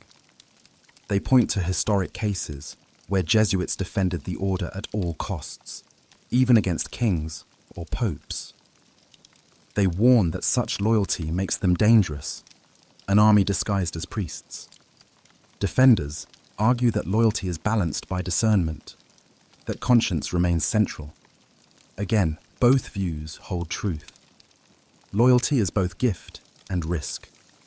The labyrinth also explains their resilience. When suppressed in the 18th century, many Jesuits secretly maintained bonds. When restored, they reassembled quickly, as if loyalty had sustained them underground. The labyrinth kept them alive. Other orders fragmented. The Jesuits endured. Modern times challenge this loyalty. Globalization offers new identities. Secular culture questions vows. Critics within the church press them on obedience. Yet the labyrinth adjusts. Formation emphasizes freedom as much as fidelity. Leaders stress discernment, not rigidity. Loyalty persists, not as blind submission, but as chosen identity. The labyrinth is not a prison. It is a path, complex, winding, requiring patience. Those who walk it find freedom inside obedience, strength inside weakness, endurance inside change. That paradox sustains them, century after century. Jesuit loyalty cannot be explained simply. It is not mechanical, not manipulative, not naive. It is labyrinthine, layered, paradoxical, subtle, but it works. And through it, the order remains united, even when scattered, criticized, or suppressed. The labyrinth is hidden, but real, and within it lies one of the deepest sources of Jesuit power. History moves in cycles. Empires rise, fall, and rise again. Movements flourish, decline, and reappear. The Jesuits embody this rhythm. Suppressed once, restored later. Criticized often, admired again. Their story is one of eternal return. Disappearance followed by resurgence. Decline followed by renewal. The suppression of 1773 seemed final. Kings and popes united against them. Properties seized, schools closed, missions ended. Yet 40 years later, the order was restored. The same pattern has echoed since. Every generation predicts their end. Every generation discovers their return. Why? Because the Jesuits are not fixed to one form. They adapt. When schools are taken, they serve parishes. When missions are blocked, they write books. When governments expel them, they move across borders. They never cling so tightly to one expression that its loss destroys them. This flexibility ensures return. The eternal return also rests on formation. Jesuits invest decades in training members. Even if institutions fall, the trained men remain. They carry the spirit, the method, the vision. They rebuild when circumstances allow. Other organizations collapse because they lose both structure and spirit. Jesuits lose structure but keep spirit. Spirit ensures return. Critics argue that this cycle proves they are indestructible by design, perhaps even by conspiracy. Defenders reply that resilience is natural for those rooted in faith and discipline. Again, perception fuels myth. Eternal return becomes evidence of hidden power. In truth, it is evidence of adaptability. But myth magnifies reality. The return also reflects deeper theology. Jesuits believe resurrection follows death, that endings are never final. Their spirituality prepares them to see loss as transformation, failure as seed, suppression as preparation. They live the pattern of return not only historically, but spiritually. Each day ends, each day begins. Each mission fails, another rises. The eternal return sustains mystique. Opponents may suppress them, but cannot silence myth. Admirers may mourn them, but expect return. This expectation itself becomes power. When people believe an institution will rise again, they treat it differently, less as defeated, more as dormant. Jesuits benefit from this perception. Even in decline, they retain influence because everyone suspects they will return. Today, some predict they're fading again.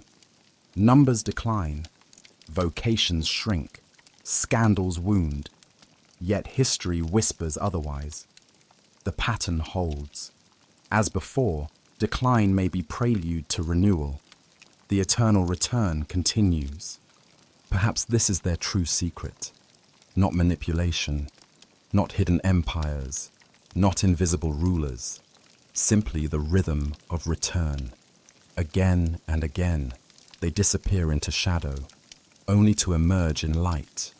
Again and again, they fall, only to rise. Eternal return, endless resilience, quiet persistence. In the end, the Jesuits may not rule the Vatican, nor the world, but they outlast. And outlasting in history is its own form of power. The eternal return ensures that, whatever storms come, their story never truly ends. The Vatican is not only a palace of prayer, it is also a chessboard. Pieces move quietly, sometimes hidden, sometimes in plain sight. Cardinals maneuver, bishops align, secretaries write letters that shift nations. In this board of power, the Jesuits are not kings or queens. They are knights, moving differently, unexpectedly, striking where others cannot anticipate. The chessboard metaphor captures the slow, deliberate game of Vatican politics. A decision in one office ripples through dioceses across continents. A rumor whispered in a hallway shapes appointments for decades. The Jesuits understand this game not because they crave dominance, but because survival demands it. If you do not read the board consumes you. Their role is peculiar. Unlike many orders, they traditionally avoid high ecclesiastical office. For centuries, Jesuits declined bishoprics unless ordered. They avoided becoming cardinals. Their mission was service, not governance. Yet precisely because of this detachment, they could move freely. While others fought for positions, Jesuits advised quietly, moved pieces subtly, saw patterns others missed. The chessboard sharpened with the election of a Jesuit pope, Francis. For the first time, the order's spirit sat visibly at the center of the board. Critics cried conspiracy, admirers saw providence. Reality was more nuanced. Francis brought Jesuit methods, discernment, consultation, flexibility into papal governance. The board itself changed. Decisions slowed, broadened. Invited voices long silenced. Some hailed it as renewal. Others cursed it as chaos. Jesuits on the board rarely move openly. They prefer influence through counsel, through retreats, through formation. A bishop trained in Jesuit schools carries their style into governance. A cardinal guided by Jesuit discernment makes choices differently. These are not visible moves, but they shift the board nonetheless. Critics warn that Jesuits manipulate outcomes through networks. Defenders insist they simply provide tools, education, spirituality that others use freely. The truth lies between. Influence is not command, but presence. Presence shapes decisions. On the chessboard, even a pawn placed strategically can change the entire game. Jesuits also understand sacrifice. On the board, pieces fall. Jesuits have been suppressed, expelled, scapegoated. Yet each fall often opens space for new moves. Like knights, they leap over obstacles, reappear in unexpected squares, shift the game when least expected. Their resilience frustrates opponents. It also sustains myth. The Jesuits always return to the board, no matter how many times removed. The Vatican chessboard is not static. Players change, strategies evolve. But Jesuits remain, sometimes visible, often hidden, always watching.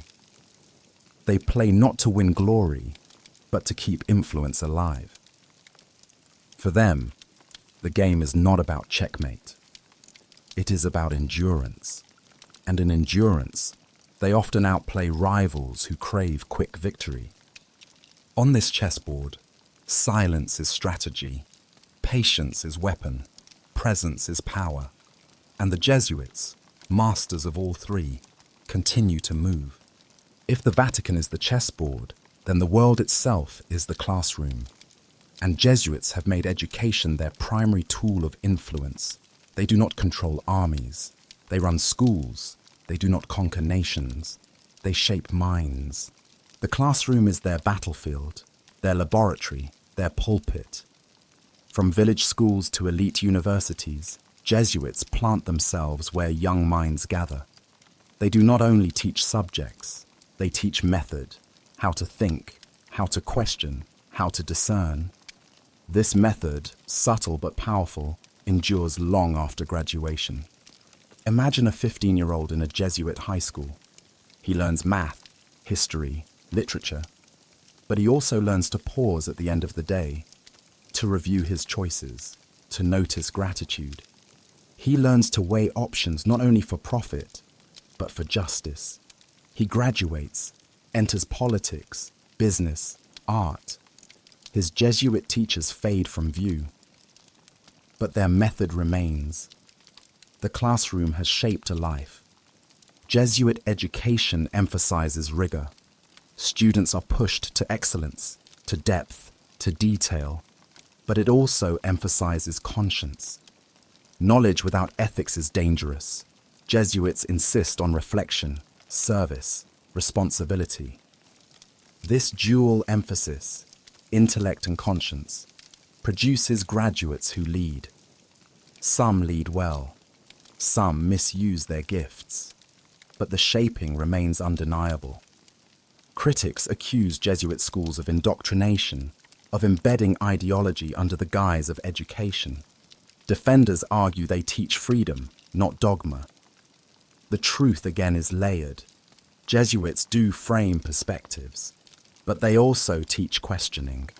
Their graduates rarely accept easy answers. They probe, debate, challenge.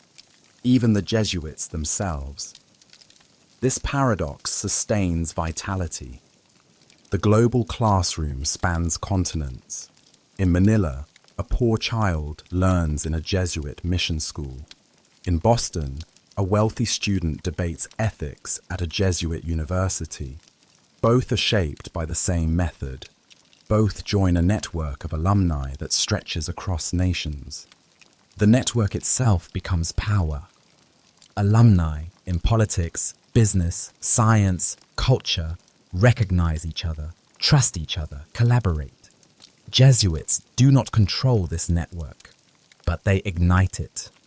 The classroom is also a shield. When critics demand Jesuit suppression, governments hesitate. Who dares close schools that educate thousands? Who dares silence universities that produce leaders? Education protects the order by embedding it into the very fabric of society. Suppressing Jesuits would mean dismantling classrooms, and classrooms are too valuable to destroy. Jesuit pedagogy adapts with time. In the 16th century, they mastered rhetoric. In the 20th, they emphasize social justice. In the 21st, they embrace ecology, digital ethics, global dialogue. The classroom evolves, but the mission remains. Form minds, shape consciences, influence futures. The global classroom is not only about students, it is about culture. Jesuit publications, lectures, conferences ripple outward. Ideas born in classrooms seep into politics, economics, art. The classroom is the seed. Society is the fruit. In a world obsessed with immediate power, Jesuits play the long game. Influence through education takes decades, even centuries. But it endures. Armies fade. Empires collapse. Schools remain. And through schools, Jesuit influence becomes woven into generations. The classroom is their cathedral, their fortress, their empire. Quiet desks, chalkboards, books, now laptops and screens. These are their weapons. Their armies are students. Their victories are graduates. And their battlefield is the human mind. At the heart of Jesuit influence lies a practice as old as the Church: confession. A leader kneels. A Jesuit listens. In that quiet sacrament, secrets surface, burdens lighten, choices shift. The confessional is not only spiritual, it is also political, cultural, personal. It is the place where influence meets intimacy. For centuries, Jesuits served as confessors to kings, queens, generals. In those hushed encounters, rulers poured out fears, sins, doubts. The Jesuit did not command. He listened, absolved, advised. Yet advice in such moments carries weight beyond speeches. When conscience is vulnerable, counsel is magnified. A word whispered in the confessional can redirect policy, war, history. Critics have long feared this.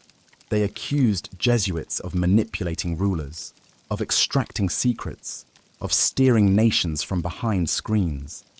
Defenders insist confession is sacred, sealed by absolute secrecy. Jesuits themselves claim they never reveal what they hear, never use it for politics. Yet suspicion remains. Because influence, even without betrayal, flows naturally from intimacy. The confessional is not only about rulers, it is about ordinary souls. A merchant confesses greed. A Jesuit guides him toward generosity. Years later, the merchant funds schools. Influence begins in whispers, ends in institutions. A soldier confesses violence. The Jesuit counsels peace. Decades later, the soldier becomes advocate for reconciliation. Again, small counsel yields large fruit. In modern times, confession has declined in frequency. Fewer Catholics approach regularly, yet the Jesuit practice of listening continues in new forms: spiritual direction, retreats, counseling. Leaders still seek them, not always for sacrament, but for silence. A Jesuit listens, reflects, questions. The effect is the same: conscience sharpened, decisions influenced. The power of the confessional lies not in control, but in trust. A person reveals their darkest truth, and the Jesuit does not condemn. He guides. That trust creates a bond deeper than politics, stronger than ideology, and bonds are the currency of influence. Some critics argue this is dangerous, that no advisor should hold such intimate power. Defenders reply that everyone needs a mirror, a guide, a listener. Jesuits simply offer it with discipline, vows, faith. Again, both sides see truth. Influence is real. The question is its use. The last confessional symbolizes the enduring paradox of Jesuit power. They do not rule armies, but they guide consciences. They do not hold offices, but they shape decisions. They do not control nations, but they influence rulers. And they do it not through force, but through silence and listening. Even if the confessional as sacrament fades, the principle remains. Leaders will always need listeners. Jesuits trained in silence and discernment will always be there. The form may change. The influence endures. The last confessional, then, is not truly the last. It is eternal. As long as men seek guidance, as long as women seek peace, as long as leaders seek clarity, the Jesuit will sit quietly, listening, reflecting, shaping. And in that silence, behind the veil, influence continues, whispered, unseen, enduring.